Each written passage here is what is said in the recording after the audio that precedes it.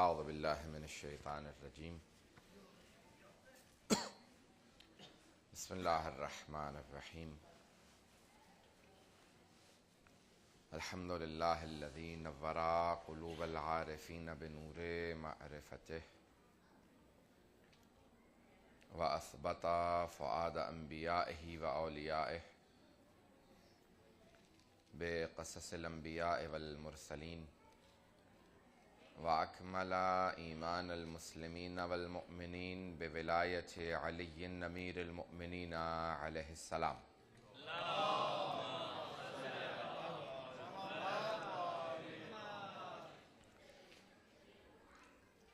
والصلاة والسلام والتحية والإكرام على أفضل الموجودات العبد المؤيد والرسول المسدد المصطفى الأمجد المحمود الأحمد أعني أبا القاسم محمد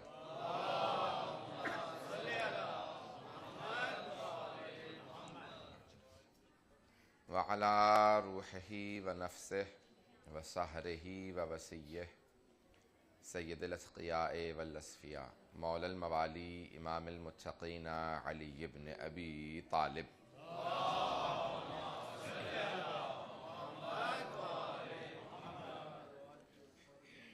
وعلى أوصيائه لا سيما بقية الله في الأرضين روحي وأرواح العالمين لتراب مقدمه الفدا واللعنة الدائمة على أعدائهم أجمعين من الآن إلى قيام يوم الدين أما بعد فقد قال الله الحكيم في كتابه الكريم بسم الله الرحمن الرحيم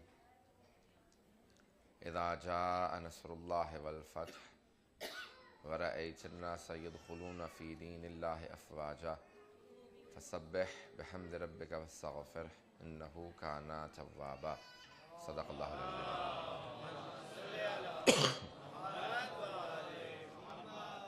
وعجل فرجا. میں نے سورہ نصر کا انتخاب کیا ہے سلسلہ مجالس کے لیے. ان 4 مجالس کے لیے اس سورہ کی 4 آیات ہیں. انشاءاللہ کوشش کی جائے گی کہ ہر شب میں ایک آیت کی تفسیر کی جائے. سورہ نصر ترتیب کے لحاظ سے قرآن کے اواخر سوروں میں آتا ہے اور نزول کے لحاظ سے بھی قرآن کے آخری سوروں میں سے. اس کے لیے علماء نے لکھا ہے کہ یہ فتح مکہ کے وقت نازل ہوا. جب صلح ہوئی تھی تو صلح حدیبیہ کے وقت سورہ فتح نازل ہوا تھا. اللہ نے وہاں پہ بھی رسول خدا کو فتح کی خوشخبری دی تھی اور اس سورہ کے اندر بھی فتح کی خوشخبری ہے. انشاءاللہ پیش کروں گا کل اس سے متعلق مطالب. لیکن اس کے 4 آیات ہیں اور پہلی آیت ہے بسم اللہ الرحمن الرحیم. اہل بیت کے ماننے والوں کا نظریہ یہ ہے کہ ہر سورہ کی پہلی آیت بسم اللہ ہے. ہم بسم اللہ کو چھوڑنے کے بعد آیات کو نہیں مانتے ہیں. کچھ لوگوں نے امیر المؤمنین کی ضد میں ہر سورہ سے بسم اللہ کو نکال دیا. بات واضح ہو رہی سب لوگوں کے ملی. تو قرآن کے ہر سورہ کا جز ہے. سورہ توبہ کے علاوہ ہر سورہ کا جز ہے. 114 قرآن کے سورہ ہیں اور بسم اللہ الرحمن الرحیم بھی قرآن میں 114 مرتبہ نازل ہوئی ہے. یہ آیت 114 مرتبہ نازل ہوئی ہے. 114 سورے ہیں. سورہ توبہ کا جز نہیں ہے لیکن پھر بھی 114 مرتبہ ہے. تو 114 سورے سورہ توبہ 9 سورے کا سورہ نمبر 9 کا جز نہیں ہے. اس کا پہلی آیت بسم اللہ نہیں ہے کیونکہ وہاں براءت کا اعلان تھا. وہاں اعلان براءت تھا تو اللہ نے کہا کہ جہاں براءت ہو وہاں رحمان اور رحیم کا انسان کو احساس نہیں دلایا جاتا کیونکہ اعلان براءت ہے اس لیے اس کا جز نہیں قرار دیا. لیکن پھر بھی اللہ نے 114 مرتبہ نازل کیا. سورہ نمل میں 2 مرتبہ نازل کر دیا تاکہ 114 پورے ہو جائیں. واضح ہے لوگوں کے ساتھ ساتھ چلتے رہیے گا. تو 114 مرتبہ ہے سورہ نمل کے اندر. 2 مرتبہ ایک تو بسم اللہ الرحمن الرحیم شروع میں ہے اور دوسری مرتبہ جب سورہ کے درمیان میں ہدہد جناب سلیمان کے خط کو لے جاتا ہے ملکہ سبا کے لیے تو بلقیس کو جا کے خط سنایا، کہا کہ انہو من سلیمان، یہ خط سلیمان کی طرف سے ہے، انہو بسم اللہ الرحمن الرحیم، اور اس کا مضمون بسم اللہ الرحمن الرحیم سے شروع ہوتا ہے۔ تو سورہ نمل کے اندر یہ آیت 2 مرتبہ نازل ہوئی ہے، تو اسی لیے یہ آیت پہلے سے موجود تھی، قرآن نے اس کو اپنا جز بنایا ہے، اللہ نے پہلے بھی انبیاء پہ نازل کی ہے، پہلے بھی نازل ہو چکی تھی۔ بہت سی ایسی آیات ہیں قرآن کے اندر کہ جو پہلے نازل ہوئی تھی، اللہ نے وہاں سے ان کو ان سوروں سے نکال کے یہاں پہ رکھا ہے۔ میں اور بھی آیات آپ کے سامنے پیش کر سکتا ہوں تاکہ اگر کنفیوژن نہ ہو، لیکن بسم اللہ پہلے سے موجود تھی، دلیل یہ قرآن ہی کی آیت ہے۔ سورہ نمل کے اندر اللہ سبحانہ و تعالیٰ کہہ رہا ہے کہ جب ہدہد نے خط سنایا تو پہلے کہا کہ انہو من سلیمان انہو بسم اللہ الرحمن الرحیم، تو یہ بسم اللہ سے شروع ہوتا ہے، پہلے سے موجود تھی۔ اور بہت سی روایات میں موجود ہے کہ جب جناب یوسف کے متعلق جب ان کو بازار مصر کے اندر پہلی مرتبہ فروخت کیا گیا تو بہت ہی بخس دراہم معدودۃ قرآن کی آیت ہے، بہت ہی کم 12 درہم کے اندر یا 20 درہم کے اندر ان کو بیچ دیا گیا۔ لیکن دوسری مرتبہ جب بیچا گیا تو اس وقت اعلان کیا گیا کہ کائنات کا سب سے خوبصورت آدمی ان کو غلام کے طور پہ بیچا جائے گا۔ اکثر وہ افراد جن کے یہاں اولاد نہیں تھی وہاں پہ آگے گا کہ ہم اولاد نہیں ہے، کائنات کا سب سے خوبصورت بچہ ہے۔ عزیز مصر بھی وہیں پہ گیا تھا، تو کہا کہ جب ایک مرتبہ اس نے کہا کہ سونے میں تول دیا جائے اور رکھا گیا جناب یوسف کو، سونا دوسرے پلڑے میں رکھ دیا گیا، تو جتنا بھی سونا رکھا جاتا تھا جناب یوسف پھر بھی اس سے زیادہ وزنی تھے۔ تو وہاں گزشتہ کتابوں کا ایک عالم موجود تھا، اس نے کہا ہو نہ ہو یہ بچہ نبی ہوگا۔ کا دلیل کیا ہے؟ کہا کہ کیونکہ نبی کا کوئی بھی ہم پلہ نہیں ہوا کرتا، اس کا کوئی وزن نہیں ہوتا، تو نبی کا کوئی ہم پلہ نہیں ہوتا۔ بس وہیں پہ کہا کہ ایک مرتبہ بسم اللہ الرحمن الرحیم کو لکھو اور سونے پہ رکھ دو۔ جیسے بسم اللہ کو کاغذ پہ لکھنے کے بعد رکھا گیا تو جس طرف بسم اللہ الرحمن الرحیم لکھی ہوئی تھی سونے کی طرف وہاں پہ وزن بڑھنے لگا کہ کیا بات ہے؟ کہا کہ اب تک سونا رکھا جا رہا تھا، اس کا وزن زیادہ نہیں تھا۔ کہا نبی کا ہم پلہ سونا نہیں ہے لیکن اسم الہی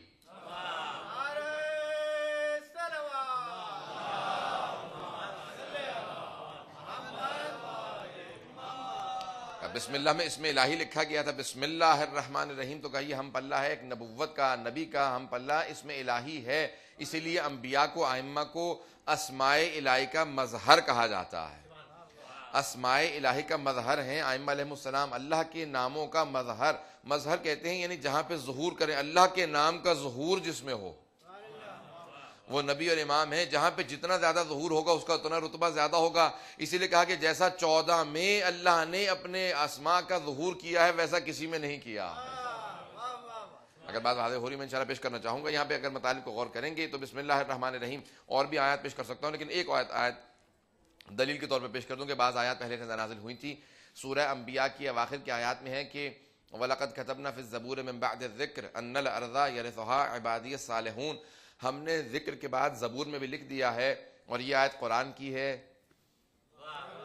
ہم نے ذکر کے بعد، جس کے لیے علماء نے بحث کی ہے، ذکر توریت کے ناموں میں سے ایک نام ہے، زبور میں بھی لکھ دیا أَنَّ الْأَرْضَ يَرِثُهَا عِبَادِيَ الصَّالِحُونَ، کہ بے شک ہماری پوری زمین کے وارث ہمارے صالح بندے ہوں گے، صالح بندے ہوں گے۔ یہ دلیل، یہ آیت دلیل ہے 12ویں امام علیہ السلام کے وجود کے اوپر، کہ کبھی ایسا وقت نہیں آیا تاریخ میں جہاں پوری کی پوری زمین کے وارث اللہ کے صالح بندے رہے ہوں۔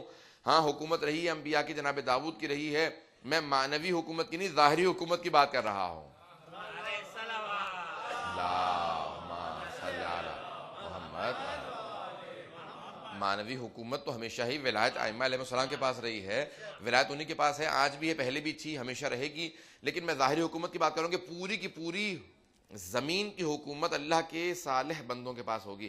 ان الارض، الارض آیا ہے، یہ الف اور لام جو ہے یہ استغراق کا ہے، جیسے ہے الحمدللہ رب العالمین، تمام تعریفیں اللہ کے لیے ہیں۔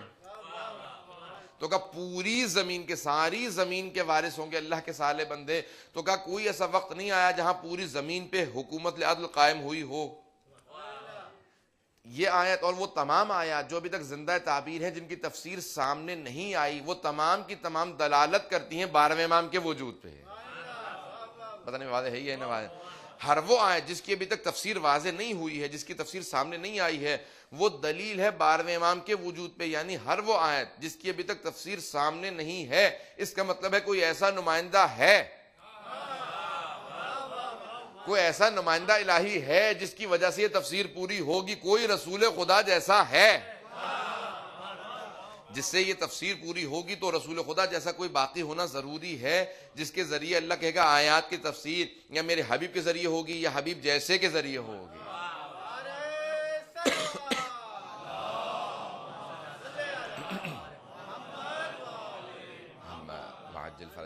تو قرآن کے اندر 114 سورے ہیں. ہر سورے کا سوائے سورہ توبہ کی پہلی آیت جو ہے وہ اس کا بسم اللہ الرحمن الرحیم، یہ پہلی آیت ہے، ہر سورے کی پہلی آیت ہے. اور سورہ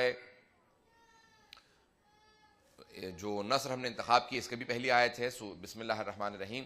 اب آئیں ذرا بسم اللہ الرحمن الرحیم کو دیکھتے ہیں جس کی ہم تفسیر کرنا چاہ رہے ہیں. 114 سورے ہیں، ہر جگہ پہ اللہ نے بسم اللہ کو بھیجا ہے. کیا یہ آیت واحد آیت ہے جو تکرار ہوئی ہے؟ نہیں، اور بھی بہت سی آیات ہیں جو اللہ نے دہرائی ہیں. دہرانے کا مقصد علم کی کمی نہیں ہے بلکہ تذکر کے لیے دہرایا گیا. بعض کا تکرار ہوتی ہے علم کی کمی کی وجہ سے کہ انسان کے پاس اور نہیں ہے بیان کرنے کو، اس لیے اسی بات کو دہراتا رہتا ہے. لیکن بعض اوقات تذکر کے طور پہ، اسی لیے معصوم سے پوچھا گیا کہ اللہ نے قرآن میں آیات کو دہرایا کیوں ہے؟ کہا کہ انسان نسیان سے ہے. انسان نسیان یعنی بھول جانا، بھول چوک. انسان کی عادت ہے کہ بات بھول جاتا ہے. ہر دفعہ جب بات دہرائی جائے وہ انسان کی یاد دہانی کے لیے دہرائی جاتی ہے. تو کہا جو چیز تم زیادہ بھولتے جاؤ گے اس کو زیادہ دہرایا جائے گا. فَبِأَيِّ آلَاءِ رَبِّكُمَا تُكَذِّبَانِ، کہ انسانوں جنوں اپنے رب کی کس کس نعمت کو جھٹلاؤ گے. تو کہا ہر وہ چیز جو انسان اللہ قرآن میں دہراتا ہے، کہا کہ وہ دہرا نہیں رہا ہے، وہ تذکر ہے. تذکر یعنی یاد دہانی، جسے آپ کہتے ہیں ریمائنڈر. یعنی اللہ کہتا ہے کہ قرآن کے اندر ویسے بھی اللہ نے کہا کہ یہ تذکر ہے، ذکر ہے، یعنی ریمائنڈر ہے. اللہ نے قرآن کو ریمائنڈر کے طور پہ بھیجا کا اسی لیے زیادہ پڑھنے کی تاکید کی گئی ہے. جتنا زیادہ پڑھو گے اتنا زیادہ انسان کو دوبارہ یاد دہانی ہوتی رہے گی. اللہ کا پیغام ہے ہر کتاب کو زیادہ پڑھنے سے انسان کی اس کی چاشنی ختم ہوتی چلی جاتی ہے، اس کی لذت جاتی رہتی ہے. بات واضح اگر ہو رہی ہو، ایک کتاب کو ایک مرتبہ پڑھ لیں گے، دوسری مرتبہ پڑھیں گے، تیسری مرتبہ پڑھیں گے، 4 5 10 مرتبہ پڑھ لیں گے، اس کے بعد کہیں گے ابھی یہ یاد ہو چکی ہے. واحد کتاب قرآن ہے، جتنا زیادہ پڑھیں گے اتنا زیادہ مانوس ہوتے چلے جائیں گے، اتنی ہی لذت بڑھتی چلی جائے گی، اتنی انسان کو اس کے اندر خوبصورتی نظر آئے گی، اس کی چاشنی بڑھتی چلی جائے گی. کہا کیونکہ قرآن جتنی مرتبہ پڑھیں گے اس میں نئے نئے مطالب ملتے چلے جائیں گے. اسی لیے ہمارے ہاں پوری بحث کی گئی ہے کہ بہت سی چیزوں کو دہرانے کے عوارض بھی ہیں. عوارض جیسے آپ لوگ سائیڈ ایفیکٹس کہتے ہیں، ایک دوا زیادہ کھانے لگیں گے اس کے عوارض بھی آنے لگیں گے. کہا لیکن کچھ چیزوں کے کوئی عوارض نہیں. بہت سے اذکار ہیں اس کے بھی عوارض ہیں، بہت سے ذکر ہیں ان کے بھی عوارض ہیں. اب میں اس کی تفصیلات میں نہیں جاؤں گا کہ زیادہ دہرانے لگے بہت سے ذکر کو تو اس کے عوارض ہیں. کہا لیکن 3 چیزوں کے کوئی عوارض نہیں ہے. اس کو 100 بار پڑھیں، 1000 بار پڑھیں، لاکھ بار پڑھیں، کروڑ مرتبہ پڑھ لیں، 1 ارب مرتبہ، 1 بلین مرتبہ، ملین مرتبہ، جتنی مرتبہ پڑھ لیں، اس کے کوئی عوارض نہیں ہے. اس کا فائدہ ہی ہے دنیا میں بھی آخرت میں بھی. کا پہلا ہے قرآن، جتنی مرتبہ پڑھیں فائدہ ہی ہے، کوئی نقصان نہیں ہے. دوسرے ہے صلوات،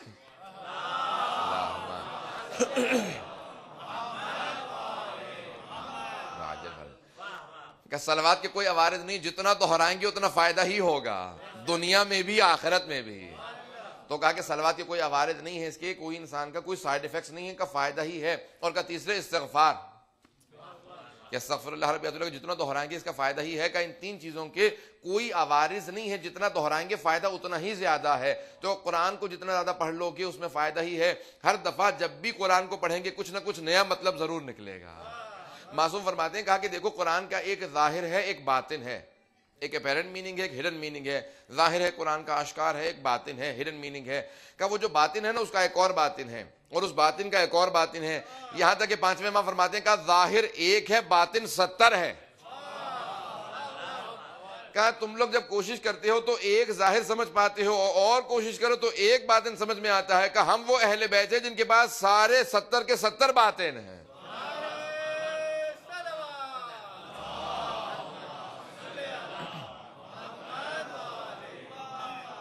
تو ہم نے غور فرمایا کہ ہمارے پاس 70 کے 70 باطن ہیں. قرآن کے اندر ایک ظاہر اور 70 باطن ہے. کہ ہر باطن اہل بیت علیہ السلام کے پاس ہے، ان سے کوئی بھی باطن چھپا ہوا نہیں ہے. ہم اتنی زیادہ بعض اوقات انسان کو یہ محسوس ہونے لگتا ہے کہ نہیں پہلے تو کسی نے یہ تفسیر پیش کی تھی، اب یہ تفسیر ہے. یہ تفسیر میں تضاد نہیں ہے، کوئی تضاد نہیں ہے. یہ جو ائمہ علیہ السلام نے بعض اوقات حدیث کہی ہیں کہ کہا کہ اول ما خلق اللہ نور رسول خدا صلی اللہ علیہ وسلم نے فرمایا کہ سب سے پہلے اللہ نے مجھ محمد کا نور خلق کیا. پھر ایک جگہ پہ ہے کہ اول ما خلق اللہ العلم، اللہ نے سب سے پہلے جو چیز خلق کی وہ علم. ایک اور جگہ پہ کہا کہ اول ما خلق اللہ اللوح، اللہ نے سب سے پہلے لوح کو خلق کیا. اول ما خلق اللہ القلم، سب سے پہلے اللہ نے قلم کو خلق کیا. اول ما خلق اللہ العقل، سب سے پہلے اللہ نے عقل کو خلق کیا. تو کہا یہ تضاد نہیں ہے، کہا یہ 7 چیزیں تو گنوا دی ہیں، کہا کوئی تضاد نہیں ہے. پتہ نہیں توجہ ہے نہیں ہے؟ کہا کوئی تضاد نہیں ہے، کہا یہ مختلف مراحل کے اندر ائمہ نے بیان کیا ہے. پتہ نہیں توجہ ہے نہیں ہے؟ کہ مختلف مراحل ہیں، ہر مرحلے کے اندر جو سب سے پہلے چیز خلق کی گئی اس کو بتایا گیا ہے.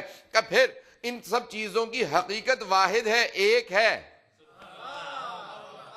عقل کل نور محمدی ہے، علم کل نور محمدی ہے، لو نور محمدی ہے، قلم نور محمدی ہے. کہ جو حقیقت محمدی ہے وہی 14 ہے. تو کہا مختلف مراحل کو بیان کیا جا رہا ہے، کہ تضاد نہ سمجھنا، یہ کنٹرڈکشن نہیں ہے، بلکہ ان کو مختلف مراحل میں دیکھو گے تو سب ایک ہیں. اسی لیے آپ نے فرمایا کہ یعنی سب سے پہلے کو بھی دیکھو گے تو وہ محمد ہے. اولنا محمد، اوسطنا محمد، آخرنا محمد، کلنا محمد.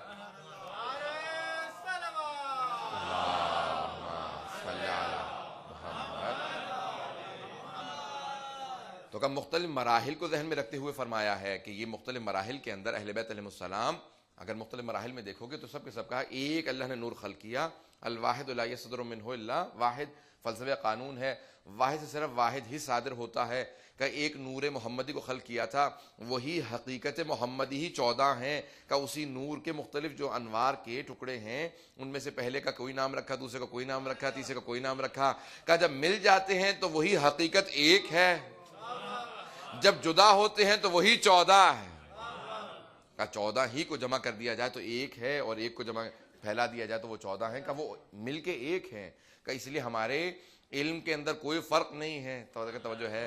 کہ 14 کے علم میں کوئی فرق نہیں، ہمارے فضائل میں کوئی فرق نہیں، ہماری حقیقت میں کوئی فرق نہیں، ہمارے علم میں کوئی فرق نہیں، ہماری عصمت میں کوئی فرق نہیں. کہ اس لیے چھٹے امام کی حدیث ہے کہا کہ فضلنا واحد، ہماری فضیلت ایک ہے، علم ایک ہے، نور ایک ہے، خلقت ایک ہے. کہ اسی لیے پھیلاؤ گے تو 14 بنتے ہیں، جمع کر دو گے تو ایک بنتا ہے. کہ وہی ایک ہے جو ایک سے ایک چلا تھا،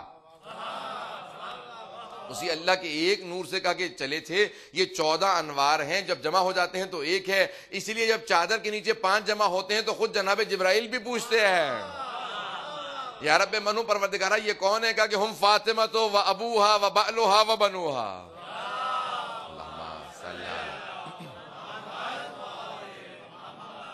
کیا کہ جب جناب جبرائیل سوال کرتے ہیں کہ پروردگارہ یہ کون ہیں، تو کہا یہ فاطمہ ہیں، ان کے والد گرامی ہیں، جناب سیدہ ہی کے شوہر، جناب سیدہ کے بیٹے ہیں. تو کہا کہ جب 5 جمع ہو جائیں، وہ جناب جبرائیل جن کے لیے خود سے فخر الدین رازی نے لکھا ہے کہ 60,000 مرتبہ نازل ہوئے پیغمبر اسلام پہ، 60,000 مرتبہ اسی گھر میں جہاں پہ پنجتن تھے 60,000 مرتبہ نازل ہوئے. کہا اتنی مرتبہ نازل ہوئے، کیا وہ پہچان نہیں رہے تھے کہ 5 کون ہیں؟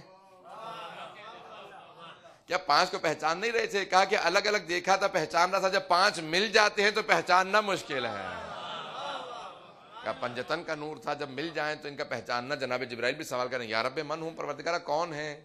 تو تعارف کی ضرورت ہے. اب رسول اللہ خود سے تعارف کروائے گا کہ یہ کون کون ہے، اور مرکز جناب سیدہ کو قرار دے دے گا. تو اب آئیں ذرا دیکھتے ہیں کہ بسم اللہ الرحمن الرحیم کے اندر کیا ہے. میں جس کی تفسیر پیش کرنا چاہ رہا ہوں، میں نے پوری تمہید باندھی ہے کہ اگر واضح ہو سکے. یہ قرآن کے اندر 114 سورے ہیں. حقیقت قرآن کیا ہے کہ اس کا ایک ظاہر ہے اور اس کے 70 باطن ہیں. جس قرآن کو ہم اگر 114 سوروں کے اندر دیکھیں گے تو ہر سورہ اللہ نے ایک چیلنج کے طور پہ پیش کیا ہے. ہر سورہ معجزہ ہے، ہر آیت نہیں. اکثر آیات ہیں لیکن اللہ نے قرآن میں کہا ہے کہ اگر ہو سکے تو اس قرآن جیسی کتاب بنا لاؤ. ایک کتاب نہیں بنا سکتے تو 10 سورے بنا لاؤ، 10 نہیں تو پھر 1 سورہ بنا لاؤ. ایک سورہ کہا، ایک آیت نہیں کہا. جب اللہ نے ایک آیت نہیں کہا تو پھر ہمیں بھی حق نہیں ہے کہ ایک آیت کہیں. ایک سورہ کہا ہے. ہاں جو طولانی آیات ہیں وہ سورے کی مرتبت رکھتی ہیں، لیکن بعض اوقات ہے والعصر والفجر، نون، یاسین کا مختصر آیات ہیں. کہ اس لیے کبھی بھی ایک آیت کو کبھی چیلنج کے طور پہ نہیں پیش کیا ہے، کیونکہ تم جواب نہیں دے پاؤ گے، صاحب اعجاز کو جواب دینا پڑے گا. اب میں باریکی میں نہیں جا سکتا ہوں. تو کہا اس کے اندر اللہ نے آیت کا نہیں کہا ہے، سورے کا کہا ہے. ہر سورہ اپنے طور پہ معجزہ ہے، ہر سورہ کا، یہ ہر سورے کے لیے کیوں اعجاز کا؟ کتاب کو کہنا چاہیے تھا کیا قرآن کی بھی حیثیت اس طرح سے ہے کہ لازوال ہے، جس کو ہر زاویے سے دیکھا جائے تو وہ قرآن ہے. پورا قرآن لکھا ہو تو قرآن ہے، اگر سورہ لکھا ہو تو قرآن ہے، آیت لکھی ہو تو قرآن ہے، ہر زاویے سے قرآن ہے. جس طرح سے پھول کو جس طرف سے دیکھا جائے تو پھول ہے، جس طرف سے دیکھا جائے پھول، اسی طرح سے قرآن کو جس زاویے سے دیکھا جائے قرآن قرآن ہے. تو اب آئیں ذرا دیکھتے ہیں اس ایک سورہ کے اندر یہ ایک آیت جو کہ 114 مرتبہ آئی ہے. میں اس کی تفسیر کو پیش کرنا چاہتا ہوں. حضرات سننا چاہیں گے اگر اس کی تفسیر کو پیش کرنا چاہتا ہوں؟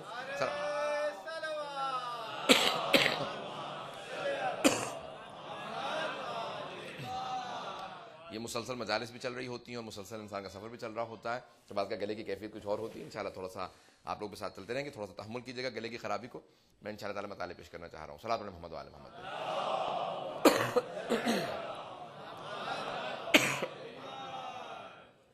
عاجل فرجهم.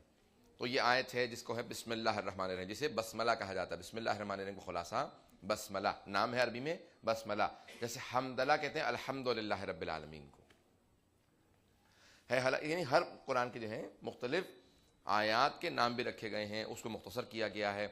بہت سی آیات کو مختصر کر دیا جیسے بسملہ بسم اللہ الرحمن الرحیم کو، اور بہت سی آیات کا نام رکھا ہے جیسے آیت الکرسی، آیت تطہیر، آیت ولایت، آیت مودت.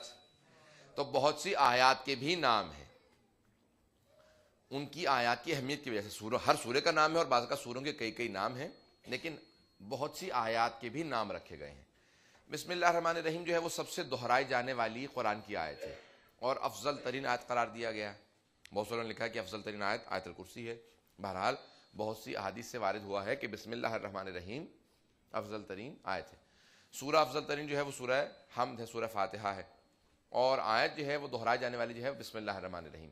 یہاں تک کہ ہمارے ائمہ علیہم السلام نے اس سے متعلق بے انتہا فضائل بیان کی ہیں. کچھ علماء نے پوری کتابیں لکھ دی ہیں. میں نے خود ایک سلسلہ وار پوری صرف بسم اللہ الرحمن الرحیم پہ پوری سلسلہ وار مجالس بھی ہیں. میں صرف ایک آج مجلس پیش کروں گا بسم اللہ سے متعلق. اس کے بے انتہا مطالب ہیں، اس کے اندر بے انتہا اللہ نے راز پوشیدہ کر رکھے ہیں.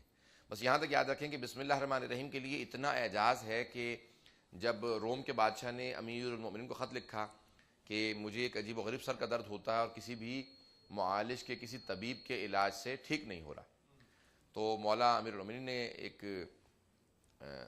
کاغذ لکھا اور کہا کہ اس کے اندر جو ہے وہ ایک ٹوپی بنائی. کہا کہ اس کو کہو جب بھی تمہارے سر میں درد ہو یہ ٹوپی سر پہ رکھ لیا کرو، اس کے بعد تمہارا سر کا درد ٹھیک ہو جائے گا.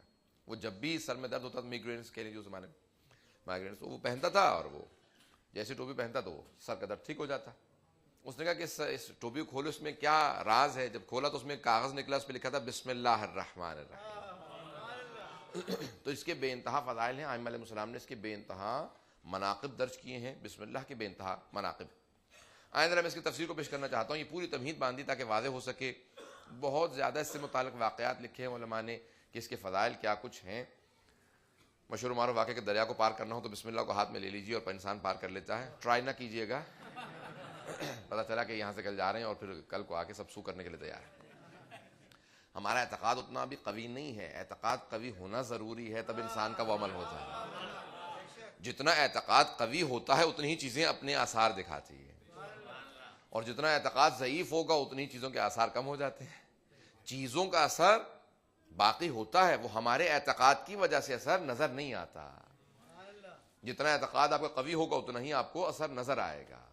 اگر یہ بات واضح ہو گئی ہو کہ بسم اللہ الرحمن الرحیم ہمارا اعتقاد اس طرح سے نہیں، اس لیے ہمیں اس کے اثرات نظر نہیں آتے. اکثر جگہوں پہ ہمارے ہاں ہے کہ اگر کوئی بھی بیماری ہو صرف بسم اللہ الرحمن الرحیم پڑھ کے پھونک دیں بیماری درست ہو جائے گی. پورا قرآن پڑھ دیتے ہیں، افراد صحیح نہیں ہوتے. بعض اوقات کا وہ زبان کا اثر ہے، اپنے اعتقاد کا اثر ہے. فاتحہ کو ہم فرماتے ہیں کہ اگر 40 مرتبہ یا 70 مرتبہ، روایت کے مطابق روایت 70 مرتبہ اگر مردے پہ پڑھ دو اور وہ زندہ ہو جائے تو تعجب نہ کرنا. تو کسی بھی بیمار پہ وضو کرو اور 70 مرتبہ فاتحہ کو پڑھ دو، اس کے بعد وہ درست ہو جائے گا، بالکل صحیح ہو جائے گا. تو یہ اعتقاد ہے. جتنا اعتقاد قوی ہوگا اتنے ہی آثار بھی قوی ہوں گے. تو اس لیے بے انتہا آثار ہیں. آئیں ذرا بسم اللہ الرحمن الرحیم کو دیکھتے ہیں. بسم اللہ الرحمن الرحیم، پہلا حرف ہے بے. یہ پورا حرف ہے. اگر توجہ ہوگی تو میں انشاءاللہ مطالعے کو پیش کروں گا. بے حرف ہے، حرف جر کہا جاتا ہے جس کی وجہ سے کسرہ آتا ہے یا زیر آتا ہے. بسم اللہ، بے کے اس کے بعد ہے اسم. اسم تھا یعنی اللہ کے نام سے بے اسم اللہ، کثرت استعمال کی وجہ سے الف گر گیا. میں ادبی بحث کو نہیں شروع کروں گا، جانتا ہوں اس کے بعد میں اکیلا بول رہا ہوں اور میں ہی سن رہا ہوں. نہیں، میں بہت زیادہ کوئی پیچیدہ گفتگو نہیں شروع کروں گا. تو بسم اللہ، بے اسم اللہ، تو یہاں پہ الف کثرت استعمال کی وجہ سے گر گیا. لیکن سورہ اقرا کے اندر کیونکہ ایک ہی مرتبہ آیت آئی تھی تو وہاں پہ الف نہیں گرا گا. اقرا بے اسم ربک الذی خلق، وہاں بسم نے کہا کیا کہا؟ بے اسم ربک الذی خلق، کیونکہ اس آیت میں وہ آیت ایک ہی مرتبہ آئی تو وہاں پہ کثرت استعمال نہیں تھا، اس لیے الف باقی رہا. تو ہے بے اسم اللہ، بے ہے حرف جر، اس کے بعد ہے اسم، اس کے بعد ہے اللہ. بسم اللہ الرحمن الرحیم، الرحمن الرحیم، بے ہے، اسم ہے، اللہ ہے، رحمان ہے، رحیم ہے. تو بسم اللہ پانچ کلمات، 5 الفاظ کے مرکب کا نام ہے بسم اللہ الرحمن الرحیم.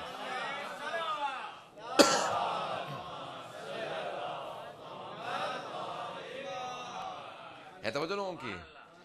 اب دیکھیں عربی کے اندر پوری بحث کی گئی ہے. میں نے کہا نا کہ میں ادبی بحث نہیں کروں گا، لیکن چند چیزوں میں مجبور ہوں بحث کو پیش کرنے میں. عربی میں بحث کی گئی ہے کہ کلمہ جسے آپ لوگ کہتے ہیں انگلش میں ورڈ، اس کی 3 اقسام ہے. اسم ہے، فعل ہے، حرف ہے. ناؤن ہے، ورب ہے، پارٹیکل ہے، 3 ہے. اور کہتے ہیں حرف کی حیثیت اپنی نہیں ہے، وہ یا حرف سے وابستہ ہوتا ہے، معنی حرفی، یعنی باقاعدہ ایک یا اسم سے وابستہ ہوگا یا فعل سے وابستہ ہوگا. تو اب 2 حیثیتیں ہیں، یا اسمی حیثیت ہے یا حرفی حیثیت ہے، جو پوری اصول فقہ میں بحث آئی ہے، باریکیوں میں نہیں جاؤں گا. تو صرف 2 حیثیتیں ہیں، یا اسمی ہے یا حرفی ہے. بے حرف ہے، اسم ہے، اللہ اسم ہے، رحمان اسم ہے، رحیم اسم ہے. نہیں توجہ؟ ایک حرف ہے، 4 اسم ہے. ایک حرف اور 4 اسم. ذرا پنجتن کو دیکھ لیجئے، وہاں ایک مسور ہے، 4 مرد ہیں. تو وہاں پہ بھی اللہ نے ایک مستور ہے اور 4 وہاں پہ مرد ہے. تو اسی لیے بسم اللہ الرحمن الرحیم ایک معنی ہے حرفی، یعنی اللہ نے کہا بے کے 9 معنی لکھے ہیں لغت کے اندر، 9 معنی لکھے ہیں. کہا ایک ہے استعانت کے لیے. اب یہاں پہ کون کون سے معنی ممکن ہیں، اس لیے میں نے کہا نا کہ میں ادبی بحث کو پیش نہیں کروں، جہاں مجبور ہوں صرف وہ پیش کروں گا. ایک ہے الساق کے لیے، پاس مررتو بزیدن، میں زید کے پاس سے گزرا تھا. ایک ہے ابتدا کے لیے، کسی کام کے شروع کرنے کے لیے کہا جاتا ہے. ایک ہے استعانت کے لیے یعنی مدد کے لیے. علماء نے بحث کیا کہ 9 معنی ممکن ہے. بسم اللہ الرحمن الرحیم کے اندر با کے 9 معنی ممکن ہے، بسم اللہ میں صرف 2 معنی ممکن ہے. حرف بے کے 9 معنی ہیں. there are 9 meanings of the word, the letter با. صرف با کے 9 meanings، اور بسم اللہ میں صرف 2 معنی ممکن ہے، یا ابتدا کے لیے یا استعانت کے لیے. یا ابتدا کے لیے ہے، شروع کرتا ہوں اللہ کے پاک نام سے جو رحمان و رحیم ہے، یا مدد اللہ کے نام سے جو رحمان و رحیم ہے. کہا کہ صرف 2 معنی ممکن ہے، تیسرا معنی بسم اللہ میں ممکن نہیں ہے. اب مجمع کے اگر توجہ میرے ساتھ رہے گی تو انشاءاللہ تعالیٰ جو مطالعہ پیش کروں گا انشاءاللہ نئے ہوں گے. حضرت التبیان فی تفسیر القرآن، شیخ طوسی جو نجف اشرف کے حوزے کے بانی ہیں، 1000 سال پہلے انہوں نے نجف اشرف کے حوزے کی بنیاد رکھی تھی. کاظمین سے منتقل کیا تھا، بغداد سے نجف میں حوزے کو منتقل کیا جب مغلوں کے حملے ہو رہے تھے اور وہاں پہ بغداد کو تاراج کر دیا گیا تھا. تو انہوں نے ایک تفسیر لکھی التبیان فی تفسیر القرآن. اس کی پہلی ابتدائی جو بحث ہے اس کے اندر بسم اللہ سے متعلق جو بحث کی ہے، وہاں سے اس بحث کو پیش کر رہا ہوں آپ کے سامنے. تو کہا کہ بسم اللہ کے 2 معنی، با کے 2 معنی ممکن ہے، یا ابتدا کے، اور سب شیعہ سنی علماء اس پہ اتفاق رکھتے ہیں، یا ابتدا کے معنی میں ہے یا مدد کے معنی میں ہے. شروع کرتے ہیں اللہ کے نام سے جو رحمان و رحیم ہے، یا مدد مانگتے ہیں اللہ کے نام سے جو رحمان و رحیم ہے. مدد مانگتے ہیں اللہ کے نام سے جو رحمان و رحیم ہے. مدد اللہ کے نام سے ہے، اللہ سے مدد نہیں مانگی.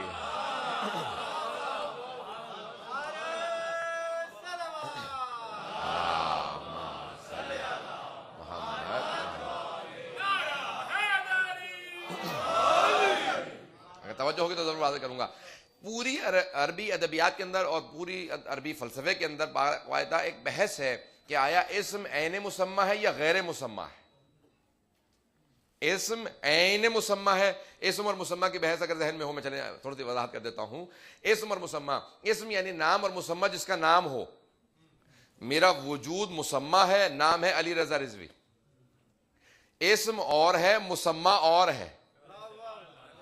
تھوڑی سی اگر توجہ کر لیں گے, میں جانتا ہوں کہ پوری فلسفے کی بحث ہے, لیکن انشاءاللہ تعالی جب تک سمجھانے لوں گا آگے نہیں بڑھوں گا. اسم اور ہے, مسمى اور ہے. اسم غیر مسمى ہے.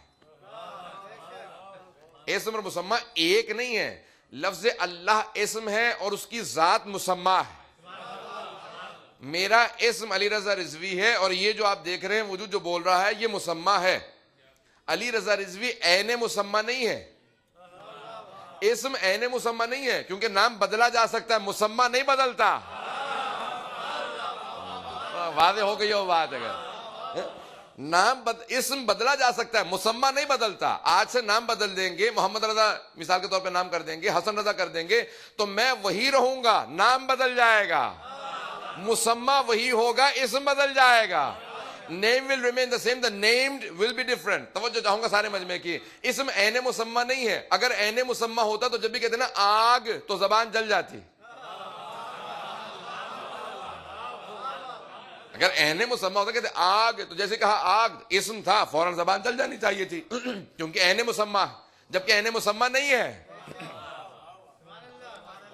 حضرات یہی ہمارا فرق ہے دوسرے بھائیوں کے ساتھ, دوسرے مسلمانوں کے ساتھ. وہ کہتے ہیں نہیں اسم عین مسمى, ہم کہتے ہیں نہیں عین مسمى نہیں ہے, اسم اور ہے, مسمى اور ہے. وہ کہتے ہیں نہیں, جب بھی کہتے ہیں حلوہ تو منہ میں پانی آنے لگتا. واضح ہو رہی ہے نہیں بات ہو رہی؟ وہ کہتے ہیں نہیں عین مسمى, وہ کہتے ہیں جب کہتے ہیں حلوہ تو منہ میں پانی آتا ہے. بھائی منہ میں پانی آتا ہے, حلوہ نہیں. جو ہے نہیں ہے, حلوہ نہیں آتا, پانی آتا ہے. یہ پانی آنا اس بات کی علامت ہے کہ اسم اور ہے, مسمى اور ہے. بات واضح ہو رہی ہے؟ یہ پوری فلسفے کی بحث ہے. وہ کہتے ہیں نہیں اسم عین مسمى, ہم کہتے ہیں نہیں اسم اور ہے, مسمى اور ہے. اسم اور ہے, مسمى اور ہے. وہ کہتے ہیں کہ نہیں اسم عین مسمى, ہم کہتے ہیں نہیں اسم غیر مسمى ہے. اس لیے جب نام بدل دیے جاتے ہیں تو آپ دیکھیں, آپ یہ بھڑکتی ہوئی آگے سامنے رکھی ہوئی ہو, آپ نے آج سے کہا کہ نہیں آج سے اس کا نام پانی ہے, بجھ نہیں جائے گی, جلتی رہے گی. نام بدل دینے سے اسی کو آپ فائر کہہ لیجئے, نار کہہ لیجئے, آتش کہہ لیجئے. فارسی میں, عربی میں نار کہہ لیں, انگلش میں فائر کہہ لیں, اردو میں آگ کہہ لیں, جو مرضی نام رکھ دیجئے. چیز مسمى وہی ہے, نام بدلے چلا جا رہا ہے. اگر اسم عین مسمى ہوتا تو ہر زبان میں ایک ہی نام ہوتا. یہ مختلف زبانوں میں مختلف نام بتا رہے ہیں کہ اسم عین مسمى نہیں ہے. یہ پوری لغت کی بحث ہے, میں نے آپ کے سامنے خدا کی قسم یہ کئی گھنٹوں کی بحث ہے جو خلاصہ کر کے پیش کر رہا ہوں 5 منٹ میں, کہ اسم غیر مسمى. اگر بات سمجھ میں آ گئی ہو تو کہ اسم عین مسمى نہیں ہے. وہ کہتے ہیں غیر اللہ سے مدد مانگنا بدعت ہے.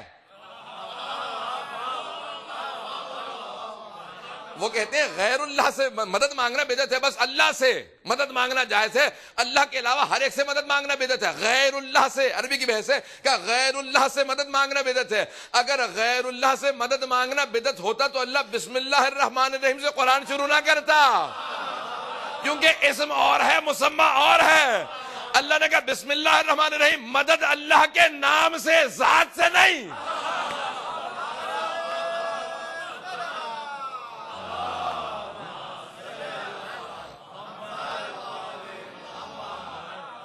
بات واضح ہوئی؟ تو اللہ نے کہا مدد اللہ کے نام سے جو رحمان و رحیم ہے, اللہ کے نام سے, اللہ سے, اللہ کہنا چاہیے باللہ, اللہ سے مدد. اور کہا آیا بھی ہے کہ اللہ سے مدد, میں اللہ سے مدد مانگتا ہوں جو رحمان و رحیم ہے. کہا نہیں, اللہ کے نام سے. مجمع کی توجہ ہو میرے ساتھ. کہا مدد اللہ کے نام سے. کہا کہ اسم غیر مسمى ہے, نام اور ہے, ذات اور ہے, مسمى اور ہے. میں توجہ چاہوں گا. کتاب التوحید کے اندر جب چھٹے امام سے, 5ویں امام سے پوچھا گیا کہ مولا یہ کہا کہ وَلِلَّهِ الْأَسْمَاءُ الْحُسْنَى فَادْعُوهُ بِهَا, اللہ کے پیارے نام ہیں, ان ناموں کے ذریعے اللہ کو پکارو. کہ یہ اللہ کے نام کیا ہیں؟ کہ نحن اسماء اللہ الحسنى, یہ اللہ کے نام ہم ہیں. کہ 14 معصومین.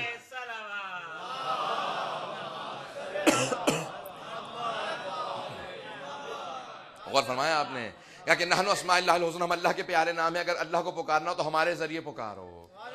کہا اللہ کو پکارنا ہو تو ہمارے ذریعے پکارو. کا اس لیے کہا کہ ہم اللہ کے, یہ جو الفاظ ہے نا معرفت اللہ, اللہ کی معرفت, کہ وجہ اللہ، جب چھٹے امام سے پوچھا گیا اسی کے اندر پوری بحث ہے کہ مولا اللہ نے لسان اللہ کہا ہے، ید اللہ کہا قرآن کے اندر، ید اللہ فوق ایدیہم، اللہ کا ہاتھ سب ہاتھوں سے بالا تر ہے، کہ قرآن میں ید اللہ کہا، عین اللہ کہا، اذن اللہ کہا، اللہ کا کان کہا، آنکھ کہی، ید اللہ کہا، وجہ اللہ کہا، کہ اس کا مطلب ہے بہت سے مسلمان قائل ہیں کہ اللہ کا چہرہ ہے، ہاتھ ہے، آنکھیں ہیں، ٹانگیں ہیں، سر ہے، چہرہ سب کچھ ہے، معاذ اللہ استغفر اللہ، پورا جسم بنا دیا کہ نہیں، اللہ کا جسم و جسمانیت نہیں ہے، نہ وہ صورت ہے، نہ مادہ ہے، نہ جسم ہے، نہ شیپ ہے، نہ صورت ہے، نہ مادہ ہے، نہ میٹر ہے۔ توجہ چاہوں گا، یہ ساری علمی فلسفی بحثیں ہیں جو خلاصہ اور آسان کر کے پیش کر رہا ہوں کہ نہ اس یعنی اللہ نہ جسم ہے، نہ مادہ ہے، نہ صورت ہے، نہ باڈی ہے، نہ شیپ ہے، نہ ماس ہے، نہ والیوم ہے۔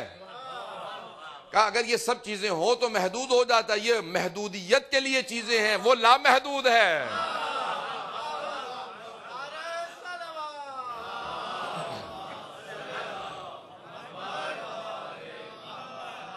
تو کہا بسم اللہ، میں نے اس لیے کہا کہ اللہ کی تشریح کرتا چلا جاؤں، یہ لفظ اللہ ہے کہ اللہ ان ساری چیزوں سے بالا تر ہے، تو کہا کہ نہ وہ جسم ہے، نہ صورت ہے، نہ مادہ ہے، کہ پھر مولا اللہ نے کہ وجہ اللہ کہا، ید اللہ کہا، کہ اللہ کی کوئی ایسی مخلوق ہے جس کی وجہ سے، جس سے وہ دیکھتا ہے، جس سے وہ سنتا ہے، اگر وہ کسی سے متعلق خوش ہو تو وہ خوش ہوتا ہے، اگر وہ ناراض ہو تو وہ ناراض ہوتا ہے، کہ اگر جاننا چاہو کون ہے رضی اللہ عنہ تو انہیں دیکھ لینا، جس سے وہ خوش ہو وہ رضی اللہ عنہ ہے۔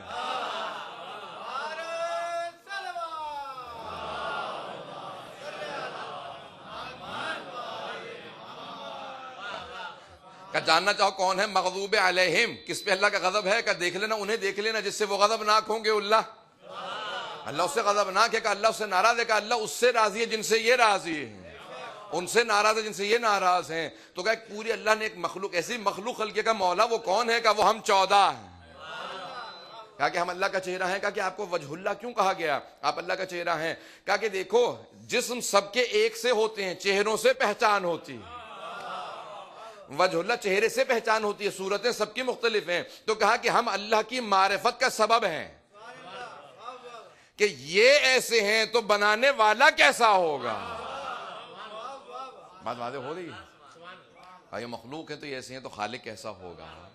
تو کہا کہ اب پھر کہا کہ مولا پھر آپ کی خلقت کیسی ہے؟ کہا کہ دیکھو بھائی اتنا سمجھ لو، میں مثال دے رہا ہوں، اب اس کی وضاحت نہ مانگیے گا مجھ سے، جتنی زیادہ وضاحت کہیں گے تو یہ موضوع نکلتا چلا جائے گا۔ آپ نے فرمایا، کہا کہ یاد رکھو، کہا کہ دیکھو جس طرح سے خلقت خالق اور مخلوق کے اندر، کہا کہ ہم تب سے ہیں کہ جب کوئی تھا ہی نہیں، کہ بس فرق یہ ہے کہ چابی اور ہاتھ میں جو فرق ہے وہ خالق میں اور ہم میں ہے نہیں ہے۔ میں نے کہا تشریح نہ مانگیے گا، آپ کی خاموشی بتا رہی ہے کہ مجھے وضاحت کرنی پڑے گی، زیادہ وضاحت میں نہیں کرنا چاہ رہا ہوں۔ کہا کہ جو ہاتھ میں اور چابی میں، کہا کہ کون کب پہلے موو ہوا، چابی یا ہاتھ؟ فلسفے کی بحث ہے کہ چابی پہلے یا ہاتھ؟ کہا کہ جب ایک قفل ہوتا ہے، ایک تالا ہوتا ہے، تو کہا کہ پہلے کون موو ہوتا ہے، ہاتھ یا چابی؟ کہا دونوں ساتھ ہی موو ہوتے ہیں، بس فرق یہ ہوتا ہے کہ چابی وسیلہ ہے اور ہاتھ